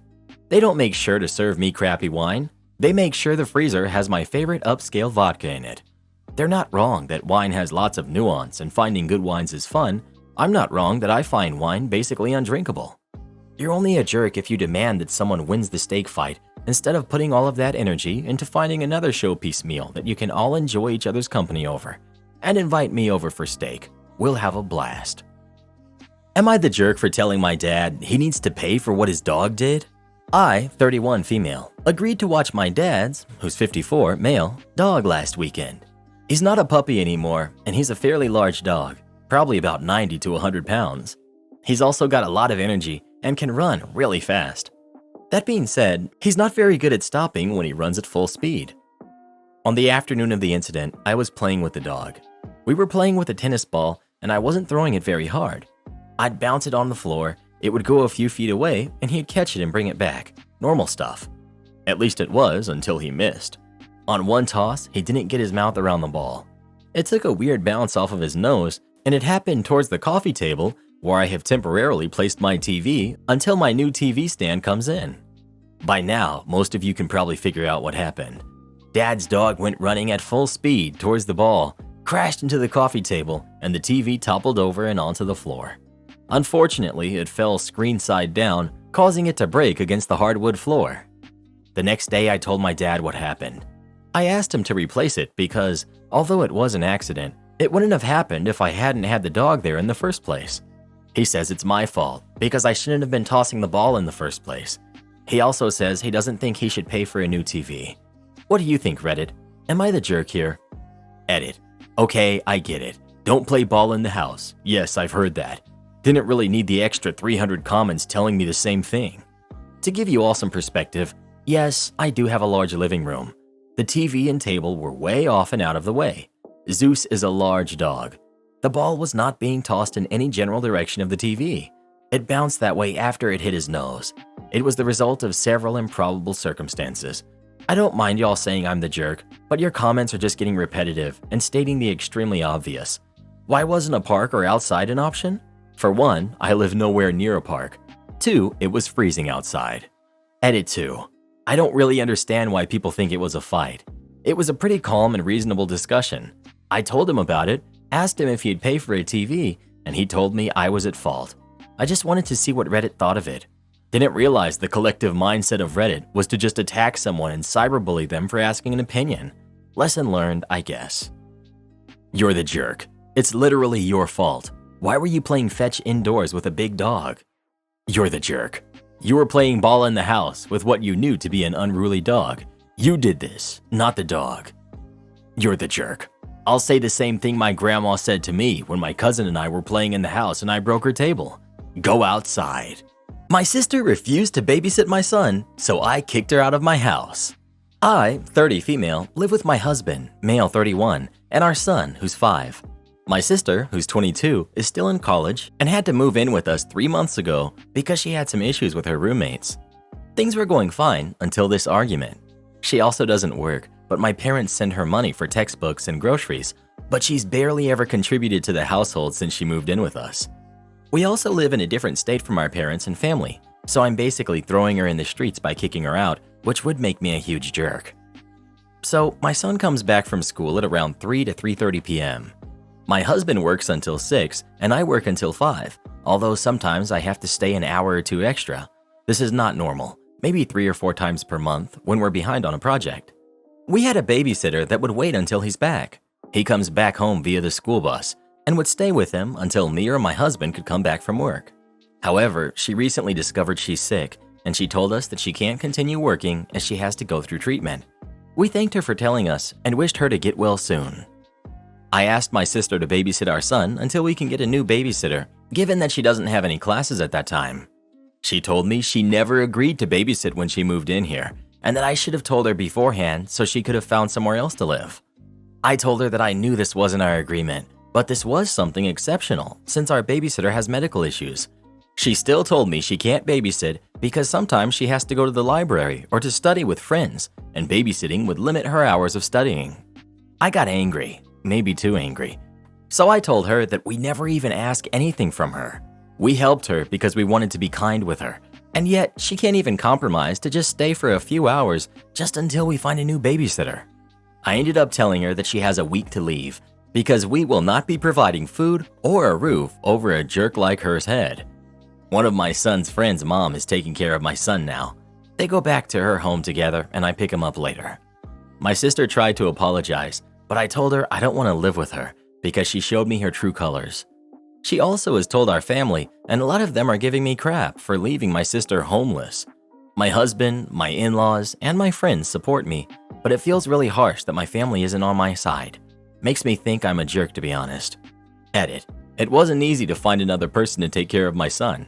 I had to take 2 days off from work, which will be taken from my next paycheck. Not the jerk. Everyone voting you're the jerk because parents must never ask for help must come from very dysfunctional families. This is not your routinely exploiting her, it's asking for help in a sudden moment of need. My family is normal, and therefore we scramble to help each other when need be. Then again, Reddit has been teaching me that family dynamics in the US are apparently weirdly cold, individualistic, selfish, and transactional. So maybe over there, we would be the weird ones. Not the jerk. You were not asking her to babysit indefinitely, just literally to help you out while you looked for an alternative. She was fine with living with you for free while not contributing at all to the household, and the first time you asked her for temporary assistance with something, she made it clear that she has zero intention of helping you out ever. You are under no obligation to help someone out who would not reciprocate when you need them. You want me to fly 12 hours earlier because it's cheaper? I, 56, male, in the UK, was working in Africa as an operations manager for a large global security company from 2009 to 2014. The country I was working in had been through a long war and was very underdeveloped. Think no paved roads, people living a very traditional African lifestyle. At the time, I'd been working there on a 10 weeks in-country, 2 weeks at home rotation for about 4 years. I'd flown to and from work so often that I had the journey down to the bare minimum travel time. And it worked out the cheapest option for the company because travel days were paid from when I left home. The shorter my journey, the cheaper it worked out for the company. Someone in the head office had looked at cutting down on travel costs, probably to make themselves look good and get promoted. As a result, I got an email after a week at home saying they had changed my normal flight, which was 5 p.m. on Sunday from my nearest UK airport via Amsterdam, then on to Nairobi, connecting with a 9 a.m. flight to the war-torn country on Monday morning. The change was from a 5 p.m. departure to a 5 a.m. departure the same day, same route, and saving about 80 pounds. To clarify, the 9 a.m. flight from Nairobi was the first flight to war-torn country because the destination airport was the only surfaced runway in the country. It had no runway lights or radar, so all flights had to be in daylight. Anyway, I agreed to the flight time change, but they had to move it to the Monday so I don't lose a day at home. All will become clear. They agreed because they still saved 80 pounds on the ticket, so no skin off their nose. Once I got the flight confirmation, I contacted the travel desk asking for hotel and taxi bookings. When they asked why I need these, I explained that to make a 5 a.m. departure required a check-in at 3 a.m. So I needed a hotel at the airport on Sunday night because no trains were running to get me the 3 hours to the airport from home for that time of the morning. The flights they booked would get me into Nairobi for 7 p.m. after dark, so I'd need a hotel there and a taxi each way to and from the hotel to get me onto the 9 a.m. flight on Tuesday. The same flight I would have been on if I'd left at 5 p.m., but a day later. A couple of days go by and I get a phone call from the company travel desk telling me the travel plan was confirmed. I was on the 5 a.m. flight with a hotel reservation at my UK airport the night before, a hotel in Nairobi after landing, and the taxi would collect me in Nairobi and drop me at the airport for my final connection. I asked about the cost saving. They said 80 pounds. I then asked about the hotels and taxis. They replied, "Oh, they don't come out of our budget. That's the operations budget, so you're fine." I was happy. I was arriving back at work a day later, still paid the same amount with a night out in Nairobi to sweeten the deal. My boss, on the other hand, went nuts. Nobody had told him of the changes. My deputy flew out on the plane I flew in on, meaning I didn't get a handover of the work that was going on. On top of that, the cost for the hotels, taxis, and extra days' pay had all come out of my boss's operational budget. I think the total amount added was almost 1,000 pounds. But hey, they saved 80 pounds on the flight cost. Am I the jerk for making my husband do his chores even when his parents are over to visit? I, 29 female, am married to Andrew, who's 34 male. We both work full-time and we have a 2-year-old, Sophie. My in-laws are not bad people, but they believe in very traditional roles when it comes to marriage. My husband also felt this way when we started dating 6 years ago. It was a major deal breaker for me, so before we moved in together, I made it clear I would not both work full-time and then come home and be responsible for all the chores at home. My husband agreed to these terms, but struggled in the beginning, to the point where I moved out and we broke up for about 3 months. It was a bit of an adjustment, but after some time, we found a natural flow to manage our household. His parents are aware of why we had broken up, and they're a bit horrified that I make my husband do the dishes and scrub a toilet. I mostly ignore their glances and faces, but the other night, my mother-in-law actually verbalized their feelings for the first time. After a dinner that I cooked, my husband can cook now, but couldn't when we met. We were sitting around the table enjoying a glass of wine when my husband got up to clear the table. I did not ask, but it is his responsibility if I cook. And I guess he decided to also do the dishes, which he would also be responsible for. It was about 15 minutes after he left the table when my father-in-law asked where he was. I said he was probably doing the dishes so he doesn't have to do them later, and my mother-in-law piped to question why I hadn't cleared the table and why I wasn't doing the dishes. I simply said it was his job to do it, and my mother-in-law said something about how much he hates doing it, and that in her day, she would never make father-in-law do that. I just joked, "Well, I guess I just trained Andrew better." He often says I trained him well as a joke. Mother-in-law and father-in-law didn't laugh, and I changed the subject. The next day, my husband was talking to his mom, and she mentioned how she was upset that he walked away from the table and that I could have done the dishes so they could spend some more time with him. He mentioned that he could have done the dishes after they left, but figured 15 to 20 minutes wasn't a big deal. She doubled down and said that I could have just done it so they could have spent more time visiting. She said my rules are rigid and he has allowed me to wear the pants when he's the man of the house. He defended our setup by saying we both contribute equally to the household. So now I've been thinking, am I the jerk for not picking up the slack when they're over? For reference, my parents also came over and my husband and I still fulfilled our chores, but I normally do the cooking for guests because even though my husband has learned to cook, he's a basic cook. My mom thinks I should just order food or let him cook when they come over, so then I would do the cleanup. Not sure my in-laws would appreciate takeout though. Not the jerk. I wonder if they, for even 1 second, Consider the fact that he would like 15 to 20 minutes less sharing time with them because it sounds exhausting. He doesn't take over every job you have when you had family visiting. Why is his family time more valuable than your time with your family? Not the jerk. And mother-in-law needs to mind her own business. You taught him what she should have taught him. You're the jerk. His mom is right. It's obvious you are the one that wears the pants in that house. Would Reddit still be cheering you on if you were the husband and you spoke about your wife this way? She's probably doing the dishes so she doesn't have to do them later. I guess I trained her better. Of course not. Everyone all would be calling you names and saying your wife should leave you. Everyone sucks here. I think you need to be more flexible. You don't tell us how often your husband sees his parents. If it's not often, then I think ideally you should all chat around the table and put chores down the list of priorities. If there was a reason for the dishes being done straight away, then you could all help with them. Your parent-in-laws are awful jerks. That goes without saying. And well done for standing up to them. Making sounds super controlling. If this is your attitude, I wonder about the health and balance of your relationship. Why would you think like this? How does your husband feel about you thinking it's appropriate for you to make him do stuff? In my opinion, you are the jerk for this. Am I the jerk for not telling my boyfriend I own the house we live in? My boyfriend, male 25, and I, female 26, recently decided to move in together. His lease had expired and his roommates were looking to move out with their girlfriends. The rental scene where we live is crazy at the moment and he couldn't find anything close to where he works that fit his budget. We've been together just over a year. So I decided to offer him to move into my place. It's only about a 20-minute commute for him to get to work, and my friend recently moved out to go and live with her parents again, so it was just me in the house. He agreed and he moved in about 3 weeks ago. The issue began when he started to ask how much his half of the rent was. I responded and said rent wasn't an issue and that it's just easier for me to continue with how it was before he moved in. He was taken back, but we agreed to split water, electricity, groceries, etc. 50-50.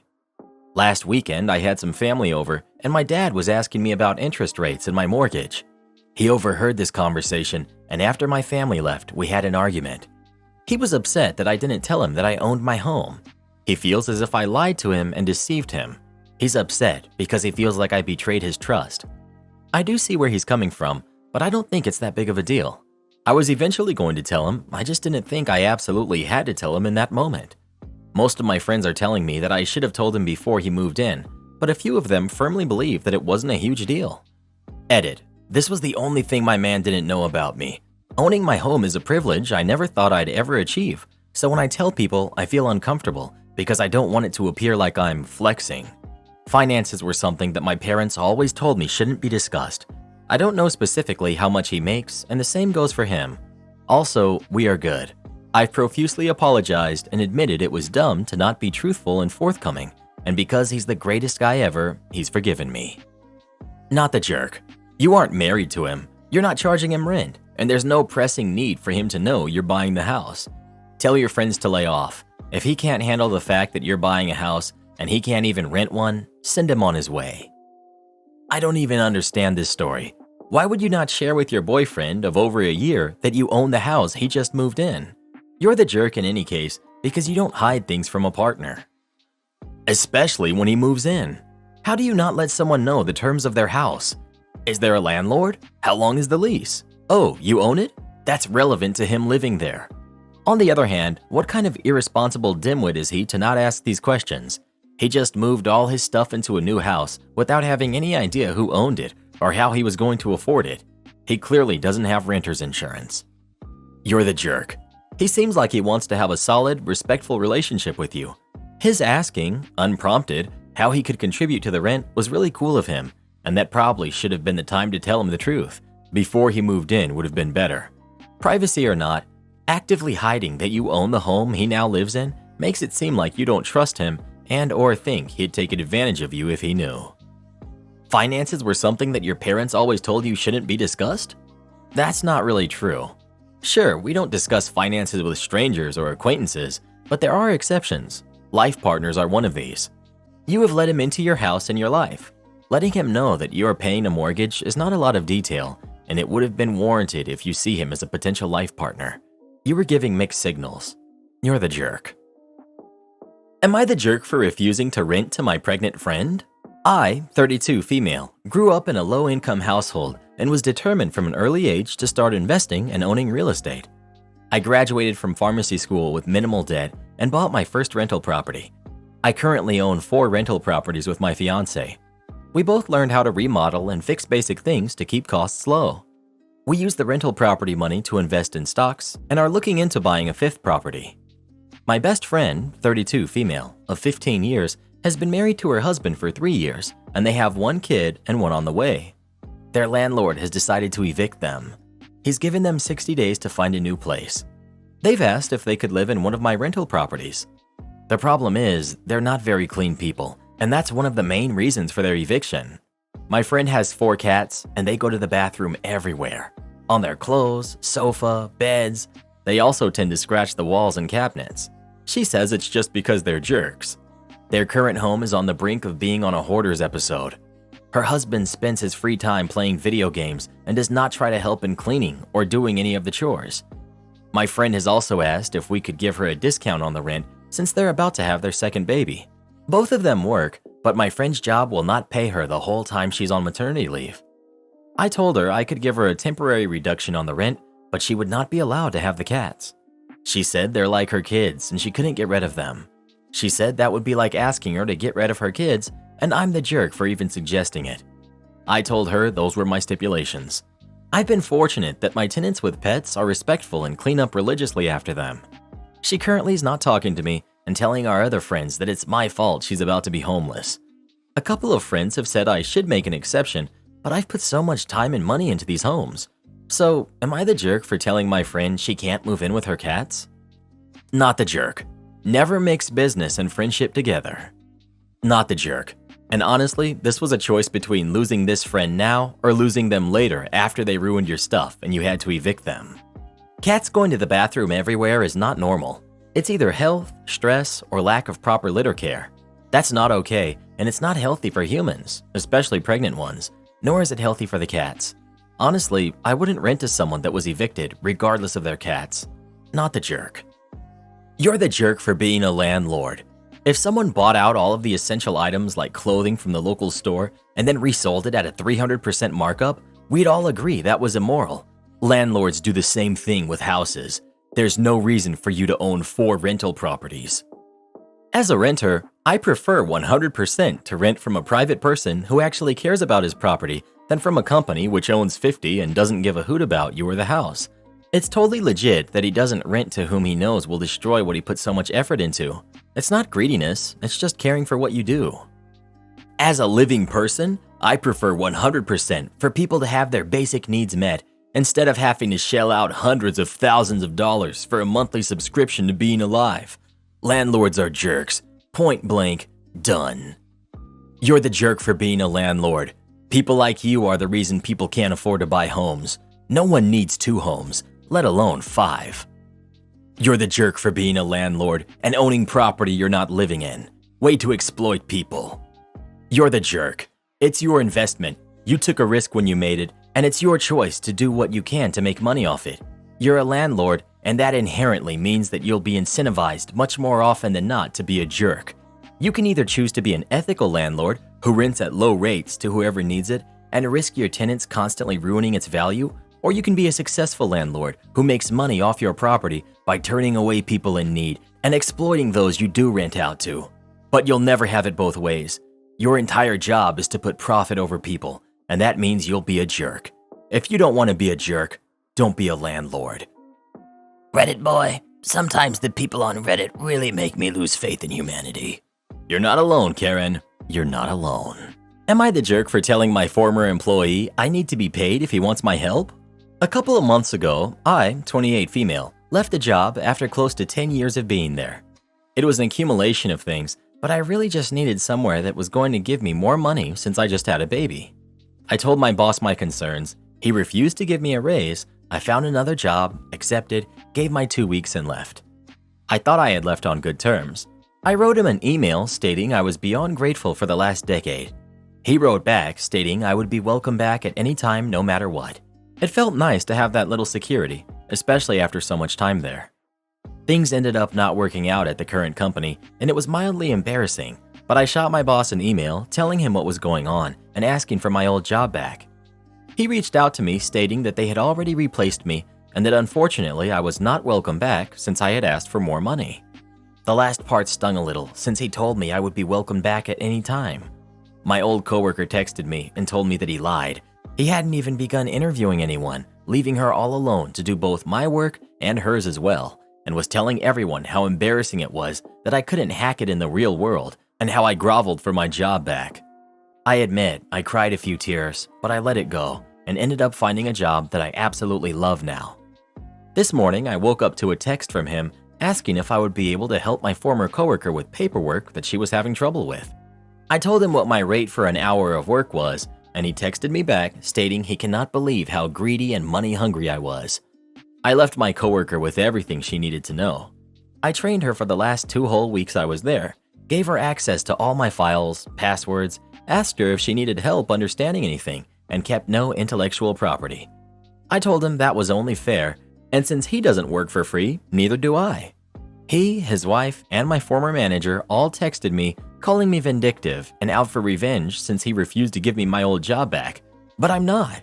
I have no desire to be spiteful. I just don't want to work for free when I trained someone to do my job just the way he asked. Am I the jerk for telling him he needed to pay me to help? Not the jerk. You know your worth. He's just upset that you've set a boundary. My Karen neighbor feels entitled to camp on my land. I own 16 acres of woodland behind my house, and it's very clearly my property as there are signs up stating that it is private property. I'm generally good with people walking through it, taking their dog for a walk, or hiking, or even local kids playing there as it's a safe place and beautiful. And so long as they don't cause any damage or mess with the trees, I see no reason to get upset over this. An issue came up, however, tonight when I was on a walk and I saw a fire through the trees.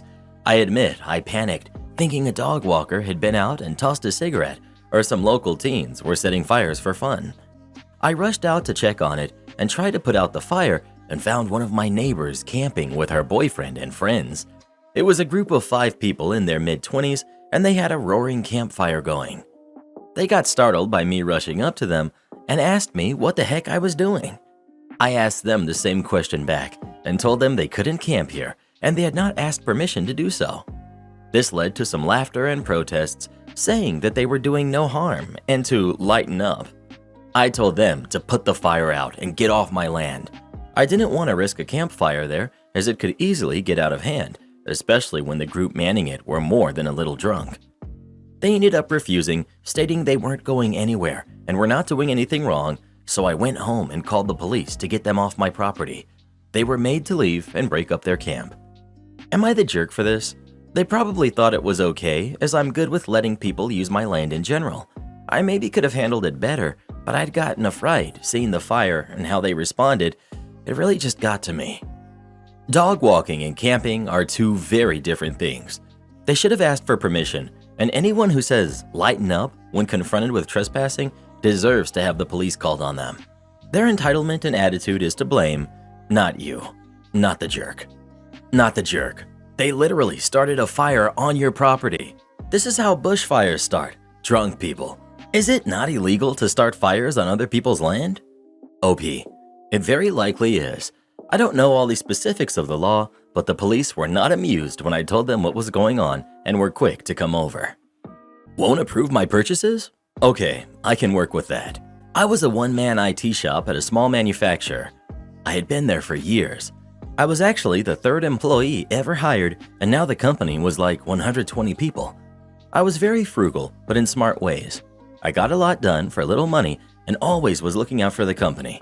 The owner recognized and respected this. Anyhow, we had gotten big enough where I didn't report to the owner anymore, and I was assigned to report to an inexperienced accountant who got her degree from some sketchy online school. She was going to change the world. I used to be able to just buy anything I wanted because the owner knew whenever I asked for a company credit card that I had already done my homework and it would be good for the company. Well now, if anything was over $500, I had to go through this process with her to justify it. It wouldn't bug me, except that she had no real business savvy or common sense. It was just painful to me to try and explain the most obvious things to her and she would fight it just because of power tripping or something. Example, I was trying to justify having at least one computer loaded up and ready to go as a hot spare for when someone's broke. She balked at having $1,500 sitting on a shelf unused. I tried to explain that about once a month someone's computer would break. All she could see was the $1,500 sitting unused most of the time. She couldn't understand the real cost of a broken computer, that the person could no longer do their job effectively, parts not getting ordered, jobs not getting expedited, emails not getting returned, me having to drop everything to react to this situation, overnighting in parts. The true impact cost to the company was several hundreds of dollars every month. She couldn't see that having a spare would pay for itself in half a year or so. After a half an hour of fighting over this, I had an epiphany. I handed her requisition approval forms to her, told her she was right, and left. Any purchases under $500 didn't need any approvals at all. Now, nothing I ever bought was over $500. I didn't buy a spare computer, I bought 3 as parts and assembled them into computers. Servers? Network storage? Why justify to a bean counter who wouldn't understand anyway?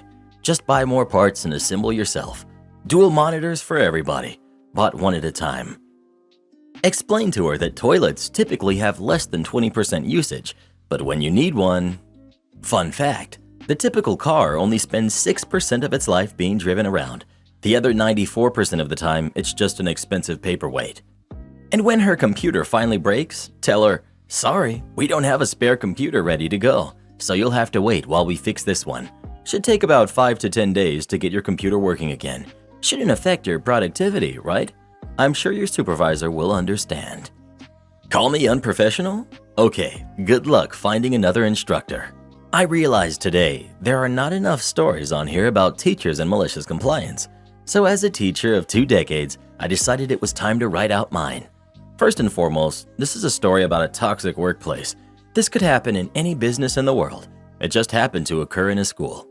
Many moons ago, my school was having a massive shift in priorities and focus. We were a rural school, so new principal assigned to the building, pupils being redistricted, mass retirements, several people were being pushed out and run off by the incoming principal. A good number of people quit because of the toxic work environment, but I was not in a position to do so. At the time, I had a unique schedule. I taught mostly dual credit courses to juniors and seniors, but I also taught one course of students with SEN, SPED issues. The dual credit courses required a specific advanced degree, as I was essentially teaching college credits in the high school. This detail will become essential later. At my school, we would be assigned support teachers to give additional help to students with SEN, SPED services. That support was not allowed to teach, but would typically share a classroom with the content teacher. I was usually unconcerned with who my assigned support was, as I'm a laid-back person who can work with just about anyone and I don't care about sharing a classroom. But there was one male support teacher who was not allowed in my room or near me in the hall, ever. For the sake of this story, we'll refer to him as Jerk. If ever a man knew how close he could get to harassment without crossing the line, it was him. Heck, sometimes he did cross the line.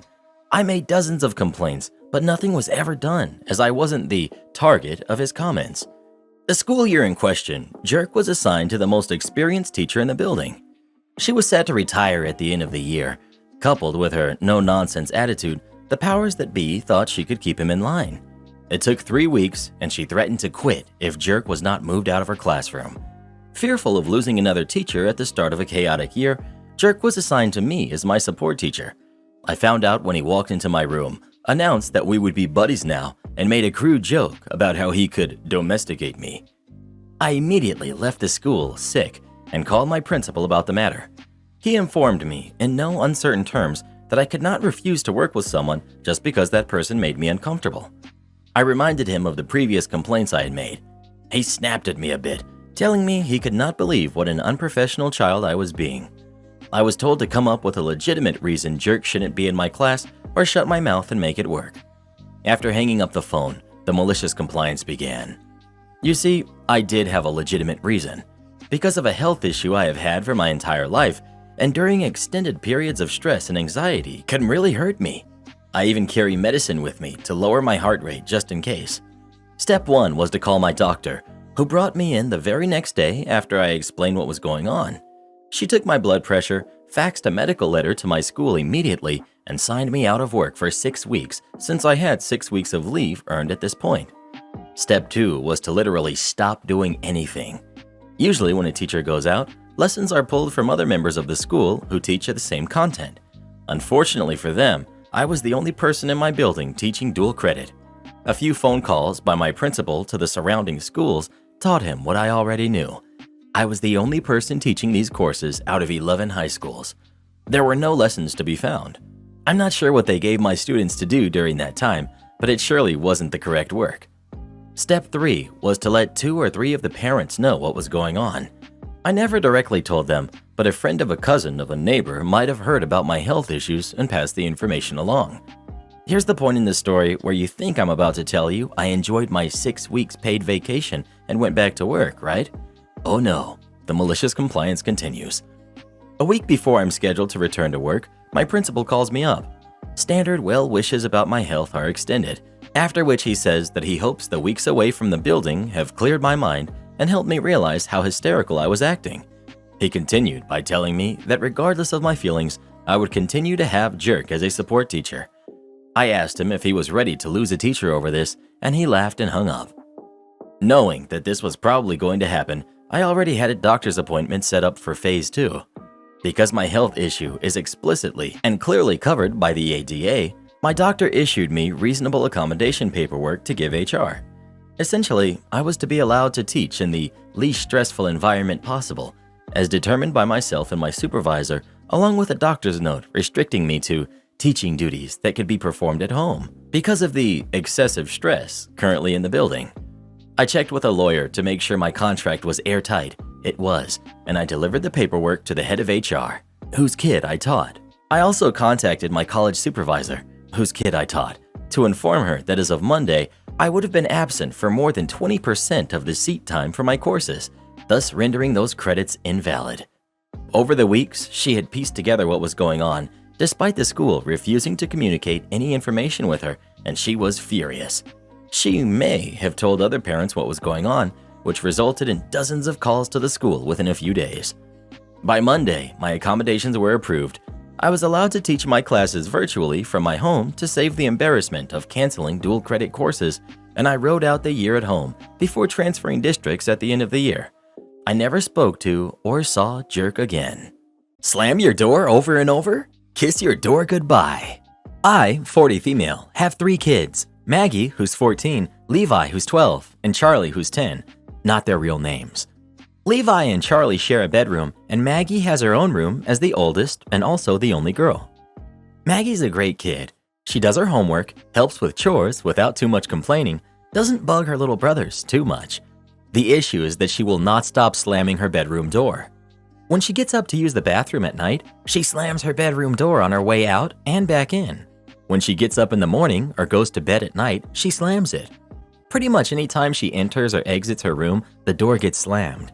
And it's only her door, none of the other doors in the house. It shakes the walls and frequently wakes up everyone else in the house. Her brother's room shares a wall with hers, and our bedroom is directly above theirs. We've talked to her about it and asked her very politely to please be more mindful about it because it's disturbing the rest of us, but it's in one ear and out the other. We tried being more forceful about it, saying that if she continues to slam her door, there will start to be consequences. Still, nothing changes. It all came to a head the other night when she got up to use the bathroom, and all 4 of us were woken up by the slamming. I have to be up at 5 a.m. for work, and I've had enough of the broken sleep and came downstairs and knocked on her door. She opened it and said, "What?" with such attitude, it took a lot of self-control not to start yelling. I told her as calmly as I could that if she slammed that door one more time, she was going to come home and find it gone. She proceeded to yell at me to leave her alone and then slammed it 5 times as hard as she could. Well, the next day, Friday, she went to school and my husband and I both had the day off, so we took the door off the frame and installed a curtain rod with a nice heavy curtain over the door instead. She came home and freaked out. She said we're being emotionally mistreating and taking away her right to privacy. She sulked all weekend and won't even talk to us now. My mother says I'm the jerk because I overreacted, but she doesn't have to deal with the house shaking. I want to add that we completely respect each other's privacy in our house, which is why we hung up a heavy curtain and made sure that we couldn't see through it or around it. We even put little Velcro pieces on the wall and curtain sides so that it stays in place. She still has her physical privacy, which she is absolutely entitled to, but can't slam a piece of fabric. We also have never and still don't ever just go into her room unannounced, and we still knock on the wall to ask permission to enter. We've told her we'll happily put her door back on once she agrees to respect the no slamming rule. So, am I the jerk? Edit to add. 1. The curtain is an industrial type that blocks sound and light. 2. The curtain is only meant to be a temporary measure. As soon as she agrees to stop slamming and be respectful of the shared space, we'll put it right back on. And 3. The door isn't broken or malfunctioning in any way, and there is no draft causing it to swing shut. Not the jerk. Interrupting everyone's sleep is unacceptable. You gave her plenty of opportunities to change the door slamming behavior, and she didn't do it. Let her sulk it out for a set amount of time. Let her know this amount, 1 week, 3 days, whatever you choose. Then return the door conditionally for a trial. If she can refrain from slamming it, she can keep it. If not, the door gets taken off again for even more time. Rinse and repeat until she no longer slams the door. The slamming it a few times in a row was the point where the door had to go. OP's daughter might not have meant to wake others, but at that point, it was teenage spite. My nephew lost his door for slamming it, and when he got it back, he requested padding to help cushion the door. He actually lost the door when he slammed it shut, and it slammed on his little brother's foot during an argument. I think that made him feel worse than the actual grounding. Not the jerk. That's what I call a checkmate. You're teaching your kid a valuable lesson. Actions have consequences, and she's even able to reverse this decision. If she agrees to not slam, which for some reason she won't agree to it. P.S. The curtain was a great touch. Crazy sister said I should sell my car and give her the money. I'm 48 years old, married, but child-free by choice. It's something my wife and I agreed on early in our relationship. We both have pretty good jobs and we're able to afford many expensive items and activities. I attribute this to our jobs, obviously, but also the fact that we're child-free and we live in a one-bedroom apartment. I own a manufacturing plant that was given to me from my father. On that property, I store 4 classic cars that I have bought and restored. I've always been a car guy. I plan to buy another car in the next year too. I have one sister who's younger than me and never made the best decisions in life. She has a boyfriend who she lives with after getting divorced twice. She's also in her early 40s.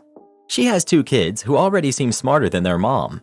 She makes an okay living, but she's the breadwinner. Her boyfriend that she lives with spends most of his time smoking and playing Xbox. He's always looking for a new job or blaming the capitalist system for him not having a job.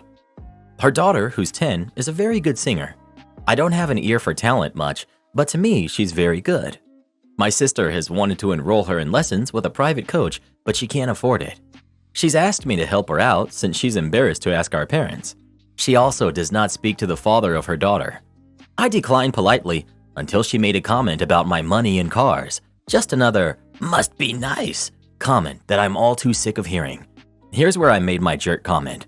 I said, maybe if your boyfriend can put down that crap that he's on for all of 10 minutes, he can help you out. And I have 5 cars. I'll buy another 5 before I give you a dime. I said her daughter isn't my responsibility. She's got a mother and a father, and if they can't figure it out, it doesn't fall on my shoulders. My sister called my wife and told her how mean I was to her. My wife now wants us to give the money, but I don't want to. Sure, we can afford it, but I'm not my sister's welfare. Last bit. I'm sure some of you will make a comment about how I refer to her daughter or my niece. They live in another state and have for the entirety of her life. I don't see my sister or her kids much at all. I don't really know her kids too well. I send them birthday and Christmas gifts, but I'm not close with them. Edit. This is coming up a lot in the comments. My sister could have had a stake in the business, but she didn't want to work there. I've worked for my dad all my life and learned the business. She never did. She knew she wouldn't be getting anything without it, and she was okay with that. Edit. I have given financial support to her before. Some people here are missing this piece. I declined politely until she made a comment about my money and cars. Just another must be nice comment that I'm all too sick of hearing. So it's been years of making snide and passive-aggressive comments by the sister. The same sister that's too ashamed or too chicken Or, just maybe, has depleted the parents' money train because of her constant begging. Maybe she's made too many snippy comments to the parents too, and they finally had enough. Now, if she'd been nicer all these years, OP probably wouldn't hesitate to help out. OP took on the family business. OP has made it a continued success. OP made personal choices that resulted in having a comfortable life. Nobody's obligated to help raise or fund their siblings' kids. Sister seems to have a habit of making not-so-smart life choices. That's not OP's problem. Could OP have been nicer, less insulting? Sure. But even the most patient people finally have enough, and that's what this sounds like. Not the jerk. You can spend your money any way you want to, but man, the entire attitude in this post rubs me the wrong way. I'm going to refrain from judgment because I feel like there's a lot missing here. Also, seeing in the comments that your parents gave you the factory and your sister nothing probably adds a different family dynamic that you didn't discuss here. You were honest about your perspective, and it sounds like your sister needs to get in touch with honesty and reality about herself and others. If she's been expecting other people to take greater care of herself and her kids than she does, that's unrealistic at best. The articulation may have been frank, but it sounds like she needed it. I say, not the jerk. I like that you're making digs at their choices as far as money when you were handed down your career.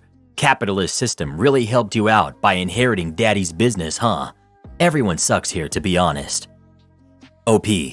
I worked for that business. He would have sold it if I didn't work hard for it.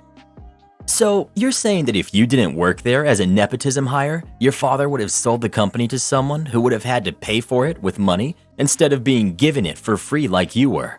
Man, I wish my dad could have given me a job and a company to manage.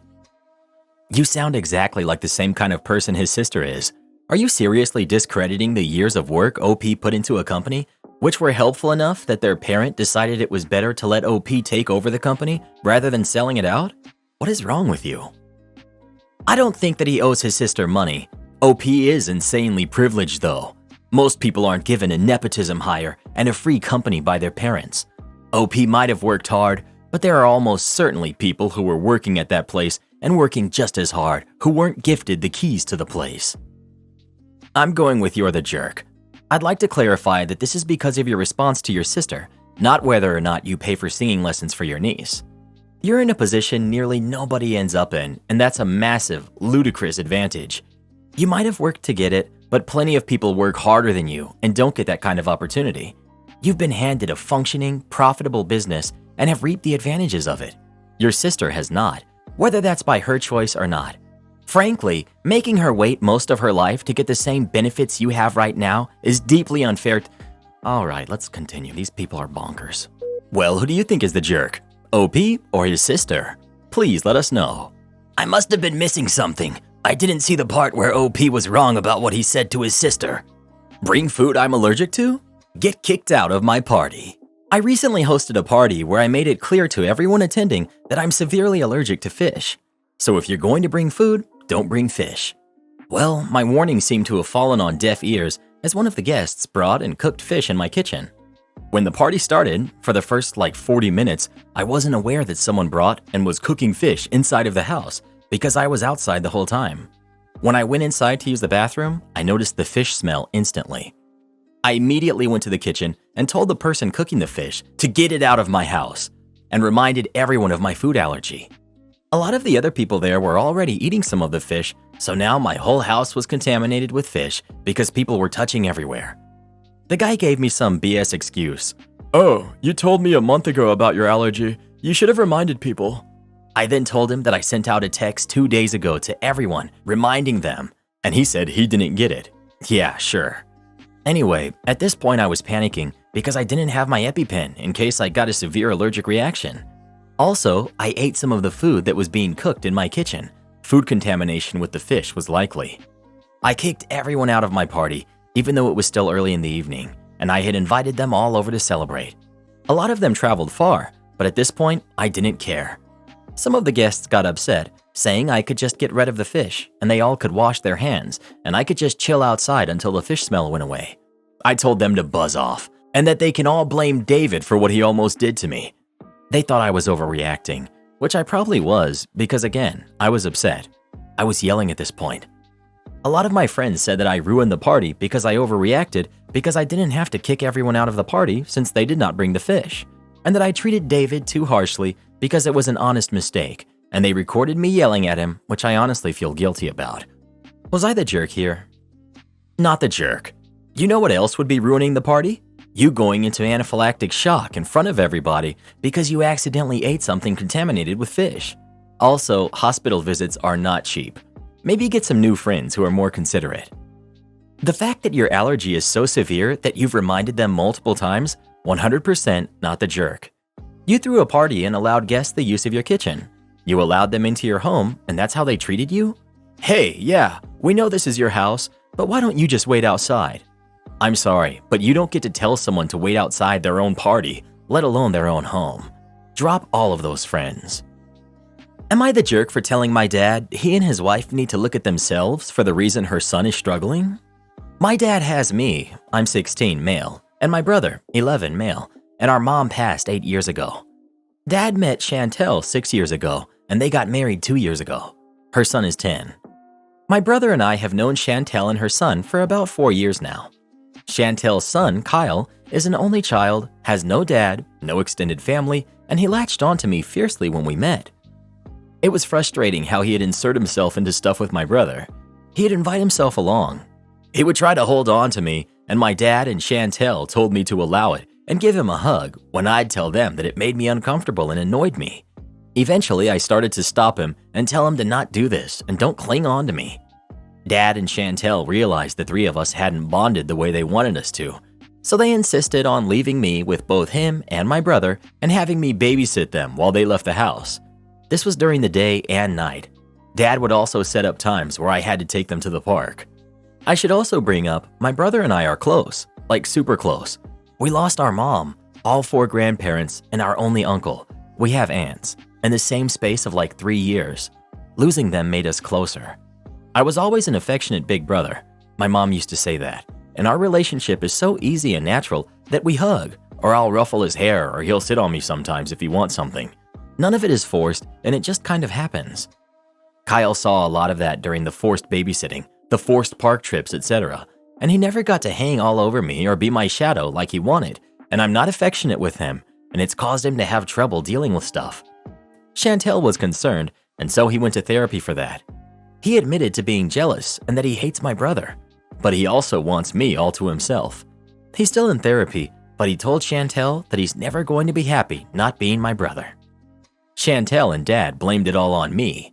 They said I had a responsibility to Kyle to be a good brother to him, and that it was my job as the oldest to look out for him and make sure I was loving him the same way I love my brother.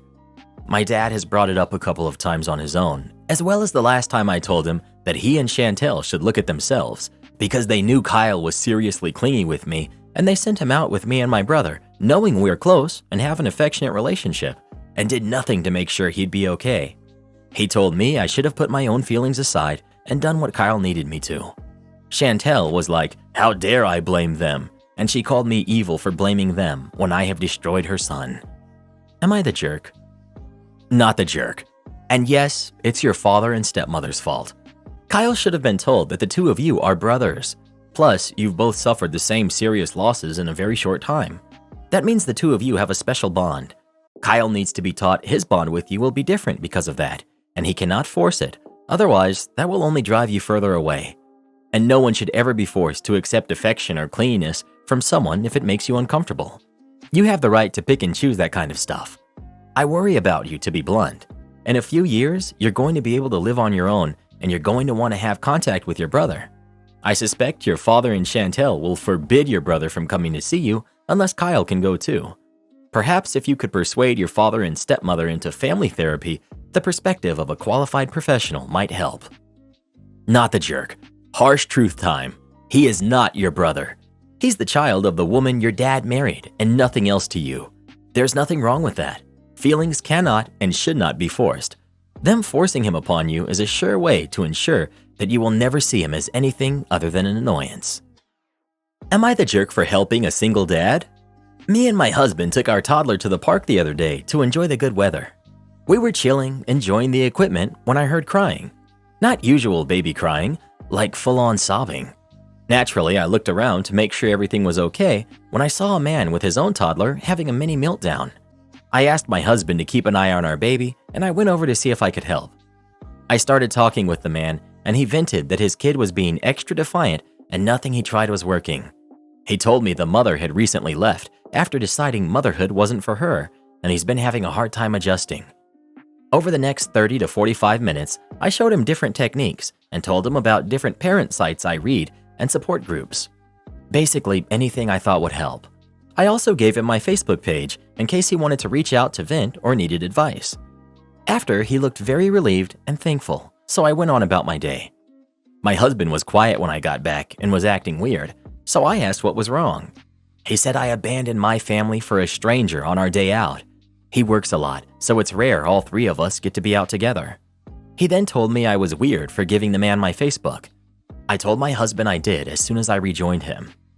I didn't think much of it since I didn't really feel comfy giving out my phone number, and I don't use many social sites.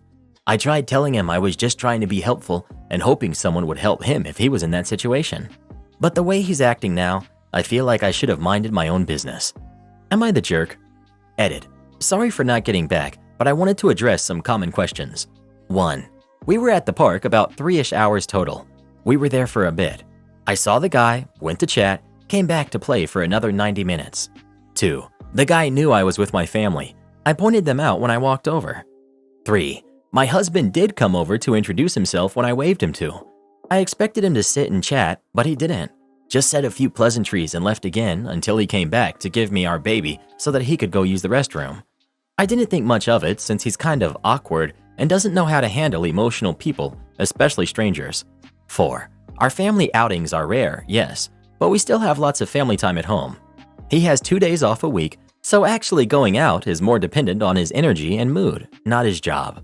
5. I didn't approach the man because I heard a baby crying and wanted to be a hero. I heard him breaking down and simply asked if he needed help. If he would have said no, I would have walked away, but he accepted and we chatted. I'd do the same for a woman as well. Teen parent, grandmother, etc. Not the jerk. You saw a human being struggling and you did a kind thing in helping him and giving him some advice.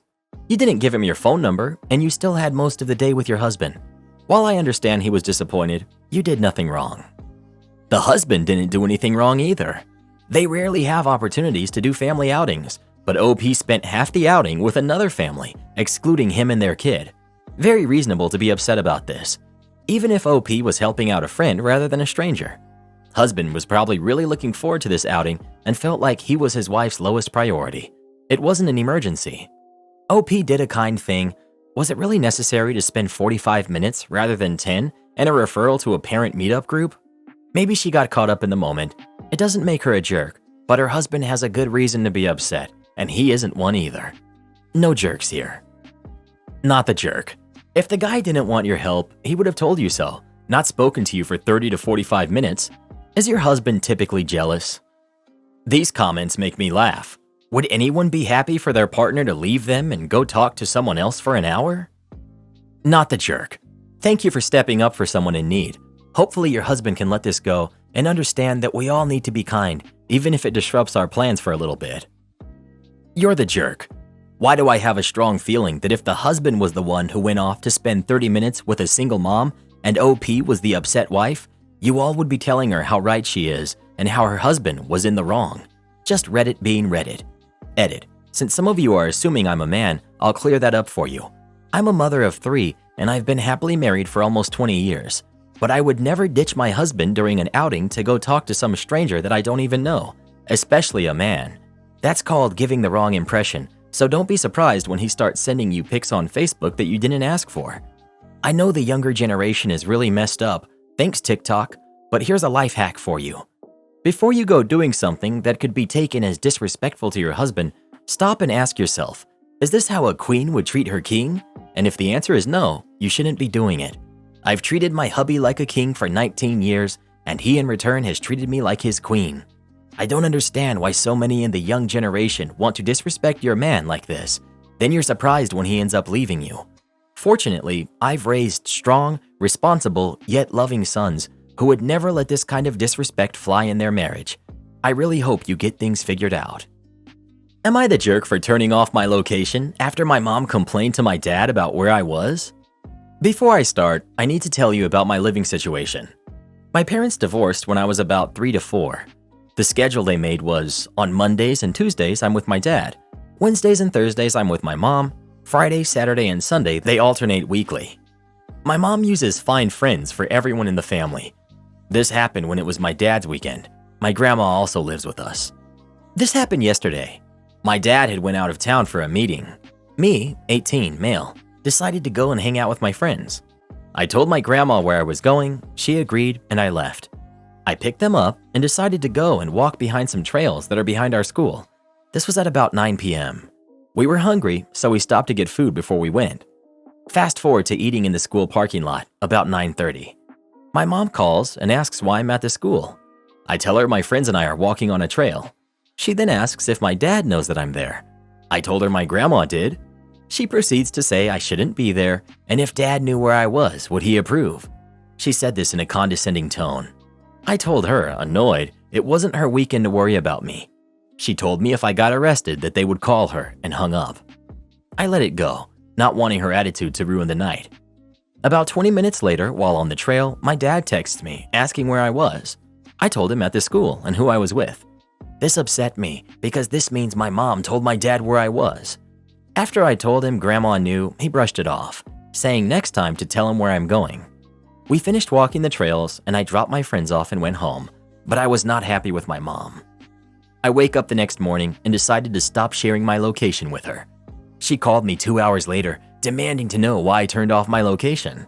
I told her since she can't control being a helicopter mom, my location will stay off when I'm at dad's. She didn't like this response and proceeded to yell at me. I told her I will not be talked to like a child, let alone be treated like one, and I hung up. When I told my dad, he said she got goofy last night about it. I was fine with her having my location before, but now I really don't want her to if all she's gonna do is stalk me. I feel like it's fair if I turn it on for her days. Am I wrong about this? Info. Why is an 18-year-old subject to any parental custody sharing or location tracking? Not the jerk. You're an adult and you were just hanging out with friends at a relatively early time. 9:30 at night is early to me. This is the weekend that your dad has you, not your mom, so she really doesn't need to know where you are at that moment. Additionally, you asked your grandmother for permission to go out and she said yes. I feel like as a legal adult, your custody agreement needs to be changed or something. I don't know the laws in your area. Info. I'm confused. If you're an adult, the parenting plan is irrelevant, expired, and whether you allow either parent to see your location is your decision. Just turn it off. She misused it, and there are consequences. Absolutely not the jerk. You're 18. Your mom should not be hovering over you like that. I don't think I'd turn my location back on, even on the days you're with her. Why on earth do people think that because you're 18, you're an adult? Age does not make you an adult. It only defines whether you are a minor or are at the age of majority. At 18, you have the right to drive, sign contracts, own property, vote, get married, and go into the military. You're an adult when you can fully support yourself, pay all of your own bills without help from anyone, including a cell phone, have a good job, and are a contributing member of society. This is the definition of an adult. As long as someone pays your way, you are not an adult. You're the jerk. While under her roof or at your father's, she or he owns the air you breathe. You do not pay the cell phone bill. You are by no means an adult when you are 18. You're not fully cooked. At best, you are medium rare. Hanging out on school property at 9:30 p.m., calling you medium rare is a stretch. You can be cited for trespassing if you are caught. Seriously stupid. Want to go to a top university or get a good job? Not with a misdemeanor on your record. Yes, they do criminal background checks. You'd better turn that feature back on before you find yourself without a phone and possibly grounded. Your mom is not being a helicopter parent, she is being a parent. Get over your entitled self. Well, who do you think is the jerk? OP or his mom? Please let us know. Karen demands my upgraded seats for free. She really ends up regretting it. This happened a few years ago, before lockdown, when flying overseas from the US to Europe. My girlfriend and I were taking a trip to visit a few places in Europe for a vacation. This was her first time overseas and the first time she had ever flown on a long-haul flight of more than 3 or 4 hours. In the lead up to the trip, we decided to upgrade our seats from economy to whatever the premium economy variant was for the airline. Seeing as this was my girlfriend's first time on a long flight, I figured it was worth the upgrade for the extra room and perks. In total, we paid around $150 total for both of us to upgrade. We boarded the flight and we got settled in our seats, which were in the last row of the premium economy section on the right side of the plane. There was no noticeable division or indicators between sections other than a small plaque above our row said premium economy or whatever. My girlfriend took the window seat and I sat in the aisle. Entitled Mom and her son, who was around 9 to 10 years old, then board and are seated several rows behind us, but in the middle row of the aircraft, 2-4-2 seating. Her son has his nose buried in his switch, as you'd expect a kid of his age to do. They barely get to their seats when Entitled Mom comes up to our row and stares at us with no greeting. She's standing in the aisle as other passengers are trying to get around her to get to their seats.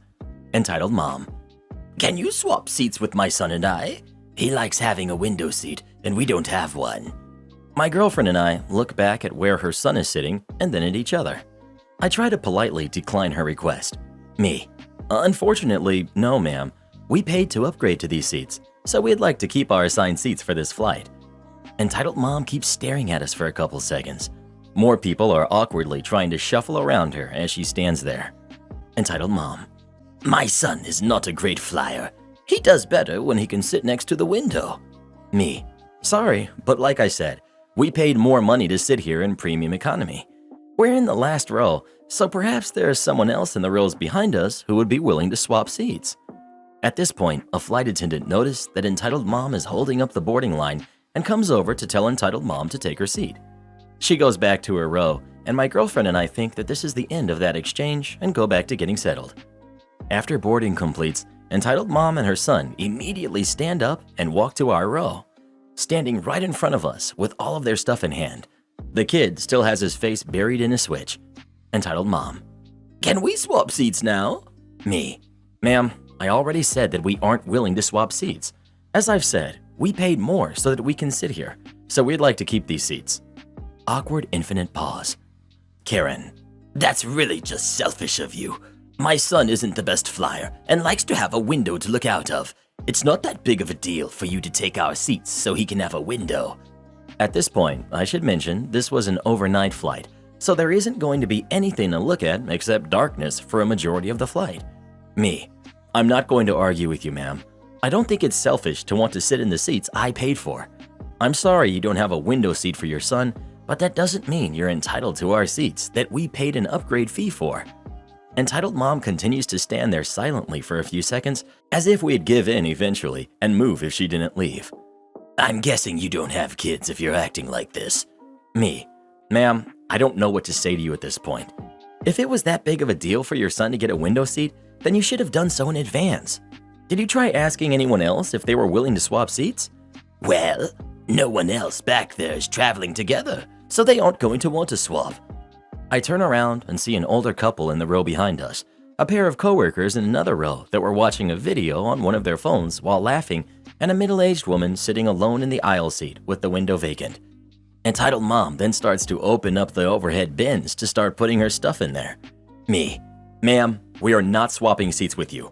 I think you're just trying to guilt us into giving up our seats so you can sit in premium economy.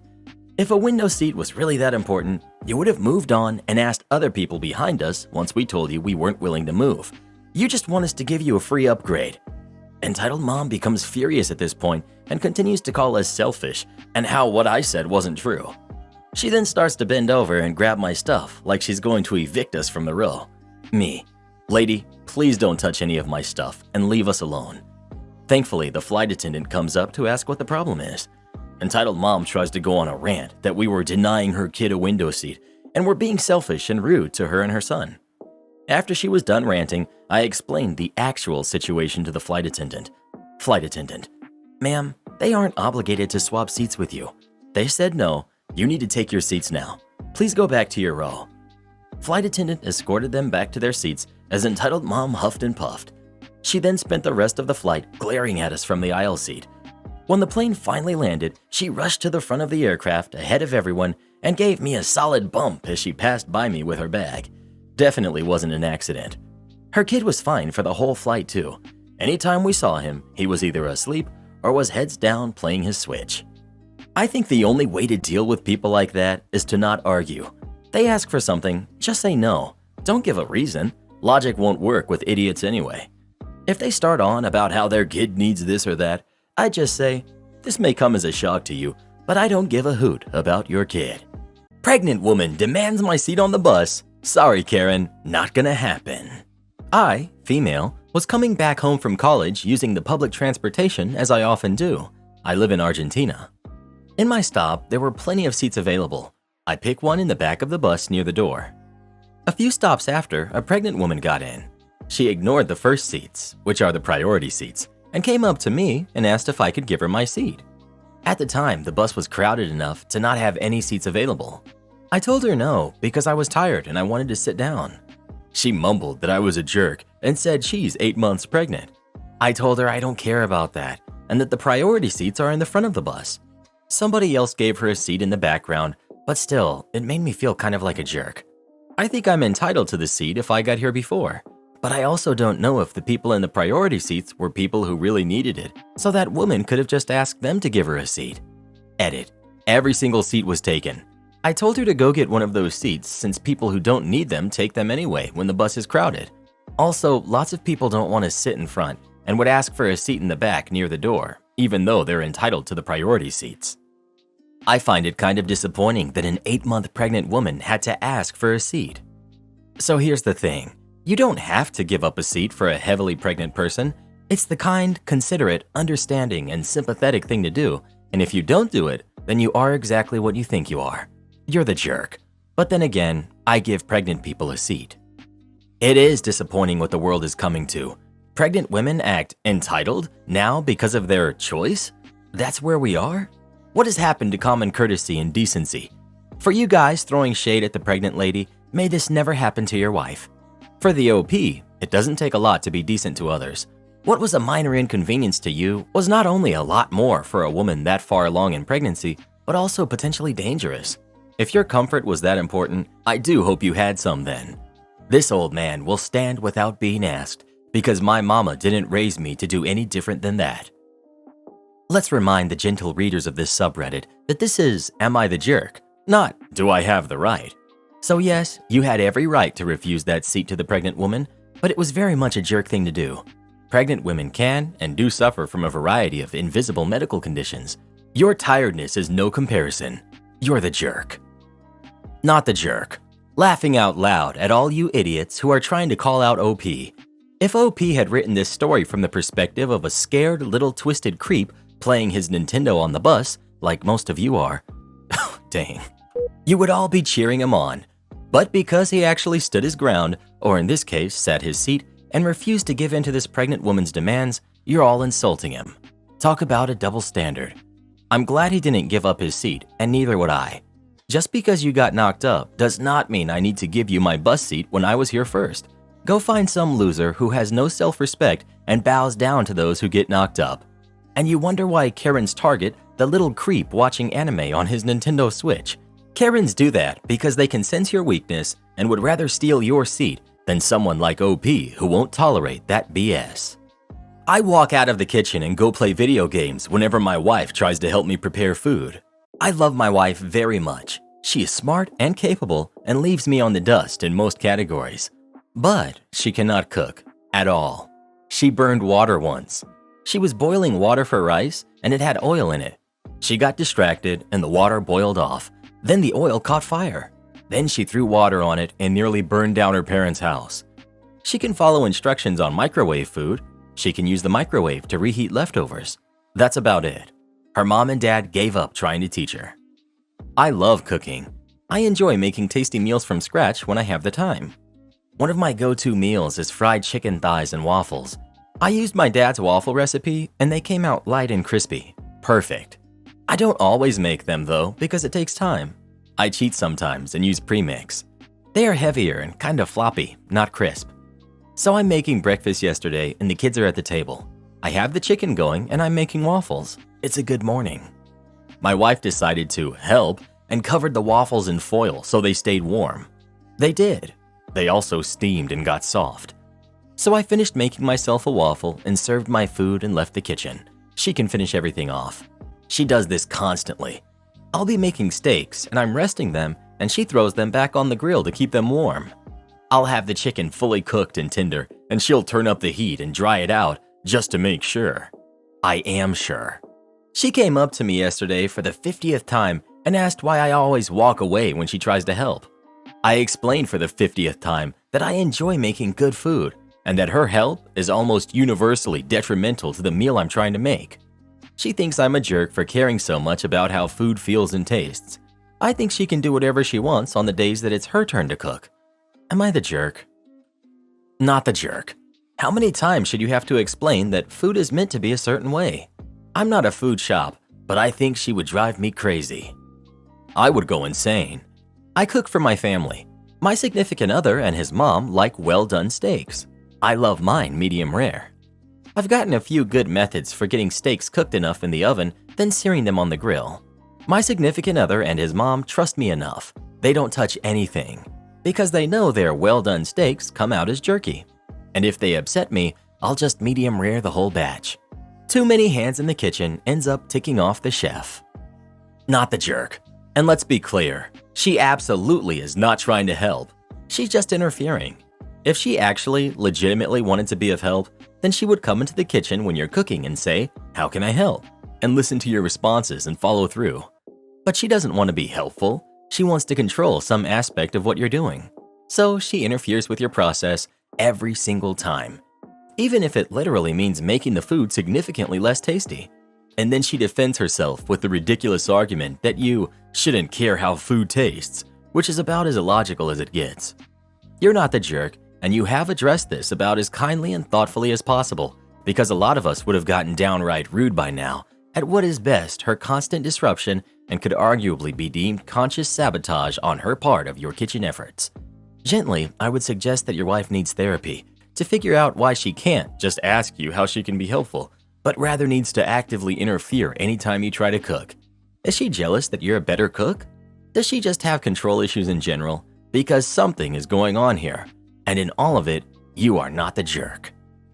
Am I the jerk for publicly scolding my boyfriend's picky eating? Context. I'm 27, female. My boyfriend, Chris, who's 29, is the absolute pickiest eater I've ever met. No, he doesn't have food allergies. No, he has no intolerances. He's just picky. I don't blame him for that. His mom didn't know how to cook a whole lot, so Chris's palate adjusted to it. Since we've been together though, we've worked on cooking dinners with one another to try and find things with ingredients he'll enjoy that may be outside his comfort zone. Anyway, last night, my parents said that they would love to go to dinner with Chris and I. My parents live in another part of the state and I don't see them often, so I ran it by Chris and we made plans. The restaurant was a new seafood place that opened close to where we live. Since I knew how picky Chris can be, I asked him to look over the menu before we went, so we could make sure there would be something that he'd eat. He told me he looked it over and would have the salmon. Fast forward to this evening, when we all sat down to eat, and he made a disgusted face looking at the menu. I asked what was wrong, and he told me there's nothing he'd eat. My parents looked a bit hurt, so I pulled Chris aside and said that I couldn't believe he'd do this, that if he wouldn't like the food, he had all of yesterday and most of today to pick a different restaurant. I then commented that I was just annoyed by his picky eating because now it's hurting my parents, and left the restaurant with him after apologizing to my parents. He told me that he was in shock that I didn't defend him and that I should have known he would be unhappy and was being a total jerk for publicly humiliating what he can't control. Am I the jerk? Quick edit about the salmon. I had asked him about that, and I guess the problem is he read the menu again and saw how it was prepared, and he didn't care for the seasoning that was going to be on the salmon. Edit. Oh geez, this started blowing up far more than I expected. I'm sorry I'm not able to respond to all of your comments, but I have read them and I really appreciate your support. I will be spending some quality time with my parents to see a movie the three of us enjoy, and Chris will not be attending. Update. A lot of these comments have really opened my eyes, and I'm not sure that this is someone I would be okay to spend my life with. Unfortunately, at this moment in time, Chris and I are living together and we split bills 50-50 with both our names on the lease. Most likely, when the lease is up, I'll be living by myself though and reevaluating my relationship. My parents and I also had a wonderful time with the movie last night, did some catching up, and guess what? we're going out for seafood tonight because we all want to. Not the jerk, because you did everything to accommodate him, but he changed his mind. But why did you leave the restaurant? I'd have finished the meal and made him wait. Surely there were some side dishes or appetizers he could have snacked on. Not the jerk. It's not about him being a picky eater. It's about him using his eating habits to be the center of attention and making other people feel inferior for hurting him by not meeting his needs. Not the jerk. Chris is a big boy. He can use big boy words. You told him to check the menu. He said he found something to eat. You have to assume that the adult is responsible for their own choices and will speak up if something is wrong. You shouldn't have to read his mind that the salmon will be fine means I'm going to make a scene at a seafood restaurant and blame you for not saving me from the evil fishes. He's the one with a dietary restriction. He has to speak up for himself because no one is going to do it for him. Why is he making you responsible for food availability when he won't do the absolute minimum for himself? Well, who do you think is the jerk? OP or her boyfriend? Please let us know. Man, children, not even once. Am I the jerk for having a better wedding than my sister-in-law? I'm 29, female, from a middle-class family, and I have an older brother who's 35. Let's call him Adrian. He's a self-taught software engineer and makes pretty good money. A little over 1 year ago, he married his girlfriend, 28, female, of 6 years. Let's call her Heather. She's not a bad person, but I think she's a little bit spoiled. She's the type that loves to brag about all the expensive stuff her husband bought her, and their wedding was pretty extravagant. She still loves to talk about how it was the most amazing wedding she's ever been to. My brother is kind of wrapped around her finger, but it never really mattered until now. I met my fiancé, 36 male, about 4 years ago. It was a business event, and he owns a decently sized and very successful company. So saying that, he's extremely wealthy. Since he grew up less than, he loves to spend his money on things him and his family could only dream about before. One of those things is, of course, our wedding. He wants to go all out and hire a somewhat well-known wedding planner to arrange everything. Honestly, I'm pretty excited. I never dreamed of such a luxurious wedding, but now that it's happening, it feels like I'm living some wild dream I never even dared to, like textbook fairy tale. Recently, I was at a family gathering and was hanging out in the living room with my mom and Heather doing girl talk. My mom started asking me how the planning was going, and when I told her about everything we were doing, I could see Heather go pale and then extremely red in the face. She was quiet for the rest of the night. The next day, Adrian called me up and said that Heather was extremely upset and felt like I was trying to one-up her wedding. She said I was trying to upstage her because I never expressed desire for a fancy wedding before. He asked me if we could tone it down so it doesn't exceed the budget they had for their own wedding. I laughed because, honestly, I couldn't believe what I was hearing, and then I naturally said no. He sounded upset and hung up. A few hours later, Heather calls and she starts yelling at me, repeating mostly the same stuff, saying she knew I was always jealous of her and I'm only with my fiancé because he's rich and I want to rub it in her face. That made me snap, and I said, if you're that obsessed with money, maybe you should have married someone else instead of my brother. If anyone's jealous of someone, it's you. She screamed at me and started crying before hanging up. Now Adrian is angry and calling me a jerk for insinuating she shouldn't have married him. And my parents think I was too harsh on her when I know she's always been materialistic and are asking me to lower our wedding budget to appease her. I don't want to. My fiancé definitely doesn't want to, but I don't know if that makes me a jerk or not. Not the jerk. And you should increase the budget for your wedding every time she complains about it. Not the jerk. First, it's you and your fiancé's wedding. Second, if you give in now, there will be no end to her demands. Your dress is more elegant than hers? Why? You can't go to Paris for honeymoon. She was only in California. You shouldn't buy a 4-bathroom house. There are only 3 in her house. You have to organize your birthday party at Wendy's or McDonald's. Your kid cannot attend a better school than hers. It's unfair, and so on. If you had been rubbing it in their faces, gloating, etc., I'd say everyone sucks here. But you didn't. Your mom asked and you answered. And who cares if you never wanted a fancy wedding? Your fiancé does. You probably didn't have to add that jab at the end. It definitely didn't help. But you were essentially, or just actually, being harassed. Not the jerk. You're the jerk. When Heather enjoys luxuries, she's a little bit spoiled. She's the type that loves to brag about all the expensive stuff her husband bought her. When your fiancé buys nice things for his family, he grew up less than. He loves to spend his money on nice things for him and his family they could only dream about before. Pot, meet kettle, and stop being competitive with Heather. OP. I didn't say that about her as an insult though. It's just how she is. She likes to brag about things, and that's not really a problem with me. It's just this situation. Am I the jerk for announcing my pregnancy at my sister's wedding? I'm 32 and my sister is 28, and we've always been incredibly close. Point in case, she was the first person I told that I was pregnant, besides my husband of course. I told her essentially a week after I got a positive pregnancy test, which was about 3 months before her wedding. I told her that I was going to tell our parents and my husband's parents around the 10-week mark, but she told me that I should hold off until her wedding in September.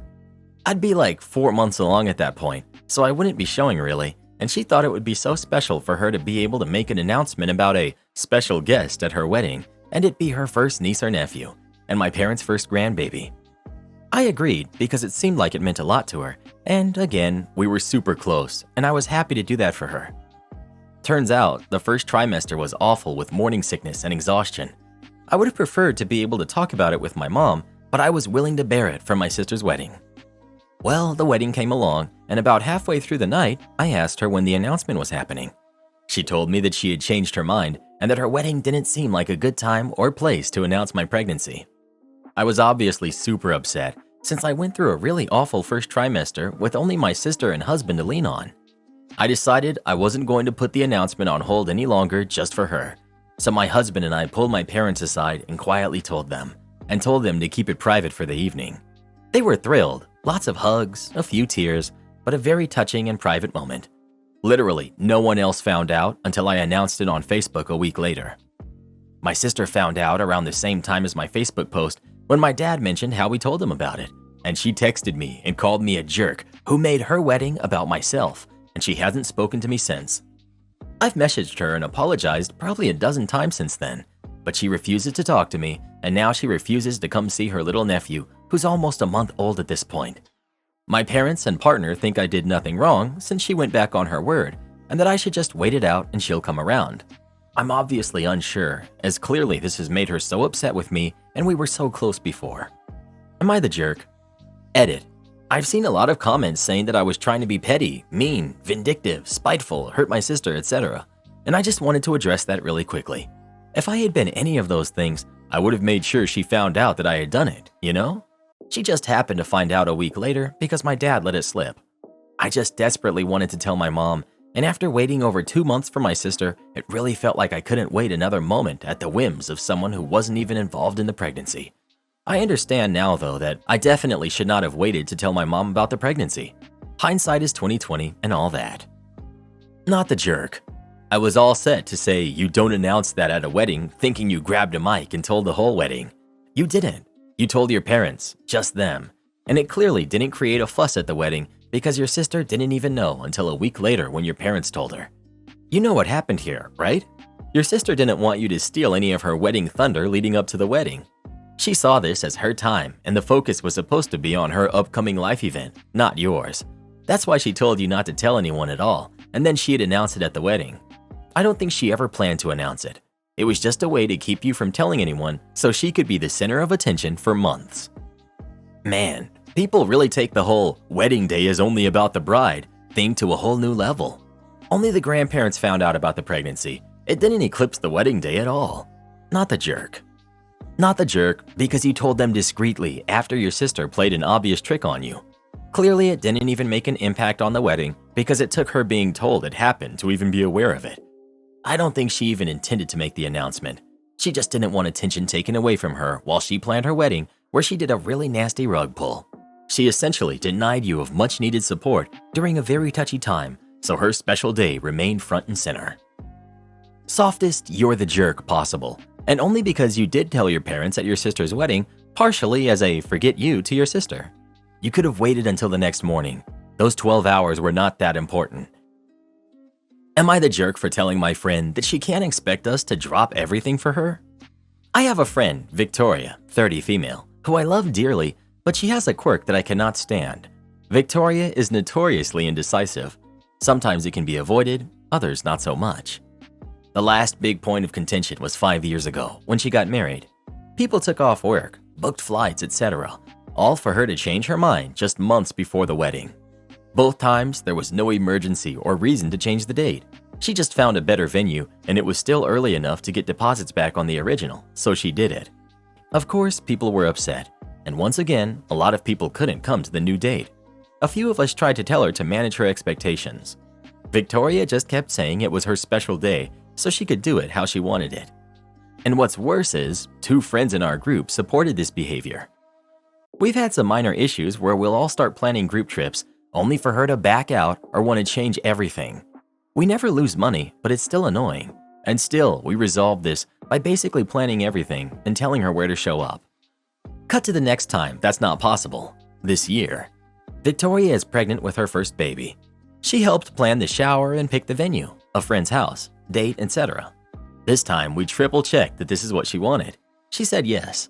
The shower's supposed to be in 2 weeks. Then, she changed her mind. She wanted to change the venue and the date. Once again, several people can't come, and this time, I'm included.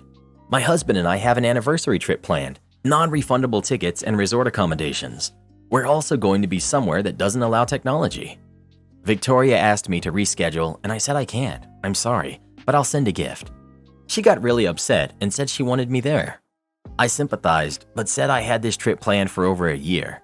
She then mentioned how many other people can't come. I pointed out maybe it's a sign to keep the shower on the same date, same venue, etc., especially as our friend is still willing to host. Victoria tried to pull the same old, "It's my special day, you only get one baby shower," etc. I got fed up and told her that she is well within her rights to change the date, but that it's inconsiderate to constantly do this last minute. I pointed out while she's free to do what she wants, she has to stop getting mad at others for having lives and not dropping everything for her. Victoria began to cry and hung up. Our friend group is divided. Some think I should have just let her be upset, she'd get over it in time, that it wasn't the place to bring up my issue with her indecisive nature. Others have told me that I did the right thing. So, am I the jerk? Not the jerk. You should have told her this a long time ago. Not the jerk. I'm sorry I'm unavailable to acquiesce to your last-minute scheduling decisions. But my petty side wants to tell her you can make it only to change your mind last minute because you found a better venue for that day. Some of these stories really remind me how overrated having friends is. Karen's sister stole my iPad. She ends up really regretting it. I'm 17, female, and my sister, who's 15, has the habit of taking things from my bedroom and keeping them or losing them.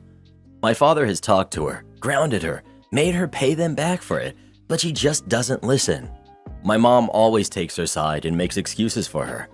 My dad had enough, so he bought me a small safe, against my mom's wishes, and I keep some jewelry, makeup, my diary, and gifts from my boyfriend, who's 19, Caleb. Caleb comes from an upper-class family, and he's always buying me stuff. Most of it gets stolen by my sister, but the most precious gift I have from him is an iPad Pro he gave me for my 17th birthday on February 14th. I love to draw. It's my hobby, my form of expression and how I relax.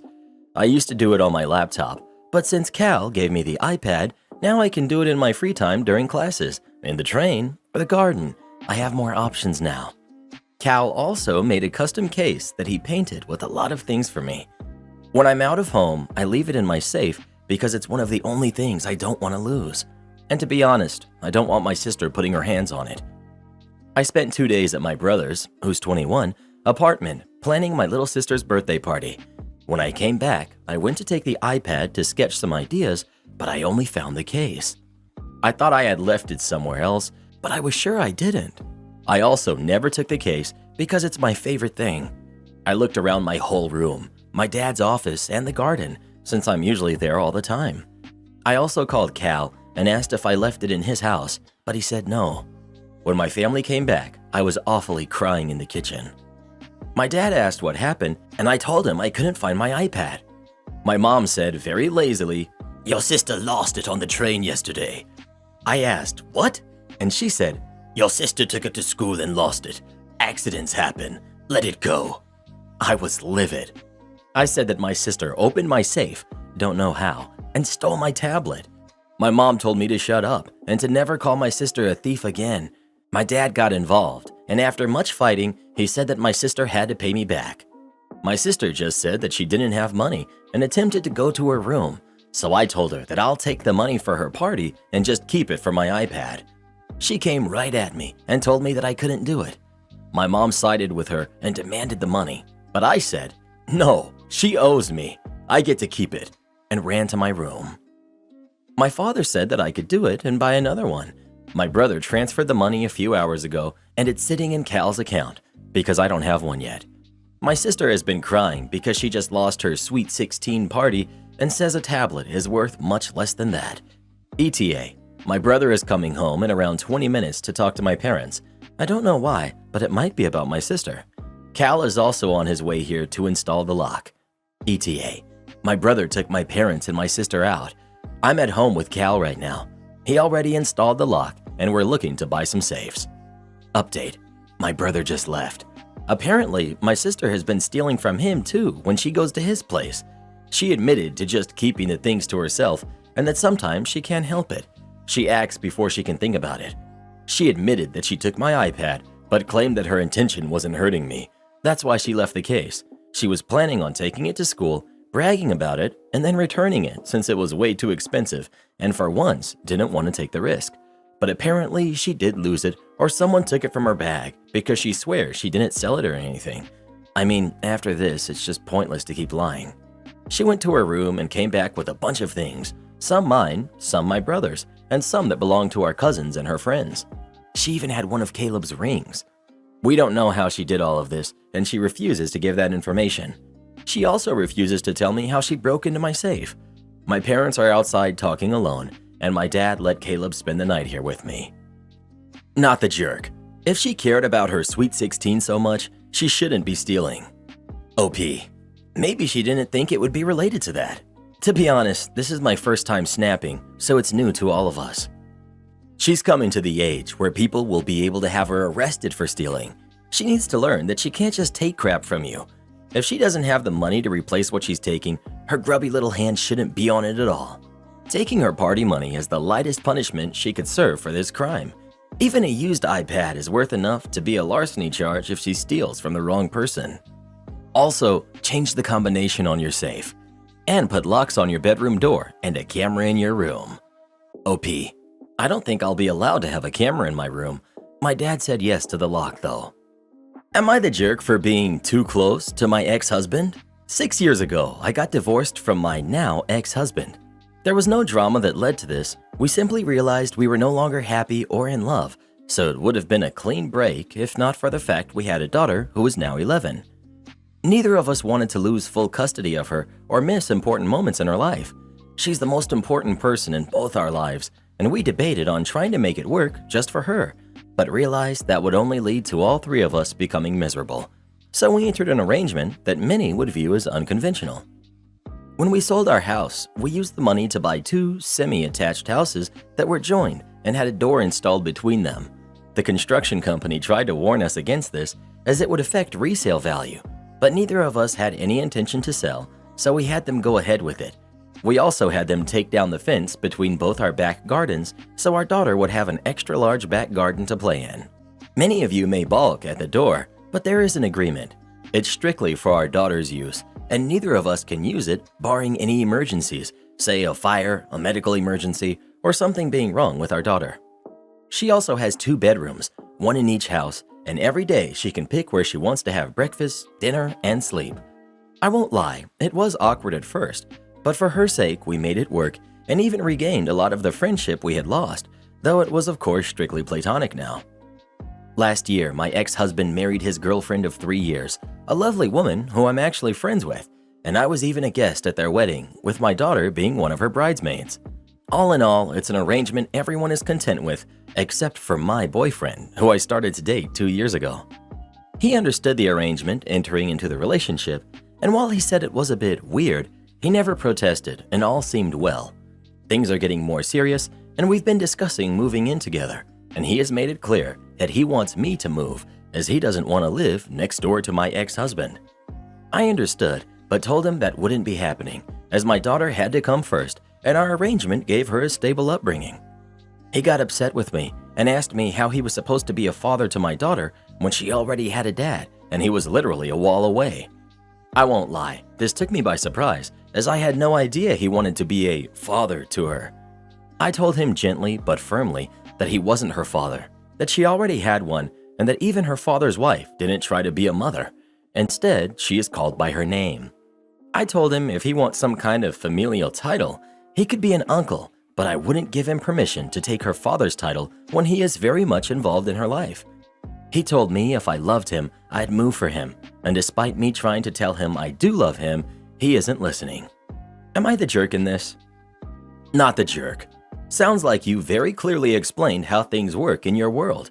Kudos for coming up with a unique parenting method that puts your daughter firmly as the most cherished outcome of your previous relationship. Your new boyfriend may not be compatible with your uniquely blended family. Bit of a red flag that he wants to appropriate the title of father. Good on you for nipping that in the bud. Well done, carry on. Without him, if he can't get the brief. OP. Even my ex-husband's wife doesn't get called mom or any variation of that. She is called by her name, and when my daughter is feeling particularly affectionate, a nickname. So yeah, I wasn't going to let him be father. Not the jerk, since you were honest with him from the beginning, and your boyfriend's "you don't love me" arguments seem to be his ego and insecurity speaking. Not gonna lie, but love the fact that you two put the love for your kid and her having some stability before your own egos and needs. Hope you have the strength and mental sanity to keep doing that, even if that would mean breaking up with your unreasonable boyfriend. Do him a favor and break up with him. He isn't going to be happy. You and your ex did this thing, and your ex is lucky he found someone who didn't have a problem with it. You may not be so lucky, but that is a chance that you're taking doing this. It's hard to move on, and most people are not going to want to pursue a relationship with this kind of arrangement. That works for you and you're happy with it, then that's good. There's no way to compromise here.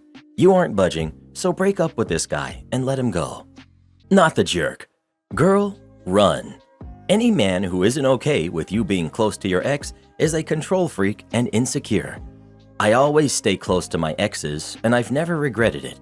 Trust me, I've dated tons of guys, and the best relationships I've had were with secure men who didn't care what I did with my exes. Men need to realize we aren't their property. To be honest, I have hooked up with some of my exes on certain occasions just to spite a jealous boyfriend I had at the time, then made sure he found out to hurt him. Yowza. I know it sounds bad, but all my girlfriends do the same thing. You don't have to go as harsh as I do, but please don't settle for a loser control freak like most of these guys are nowadays. Do this next. Tap here on your screen to come see our new podcast playlist, where you'll find thousands of hours of the best stories you've ever heard. Or tap the one on the right. That episode is specifically just for you, based on other videos you've enjoyed the most.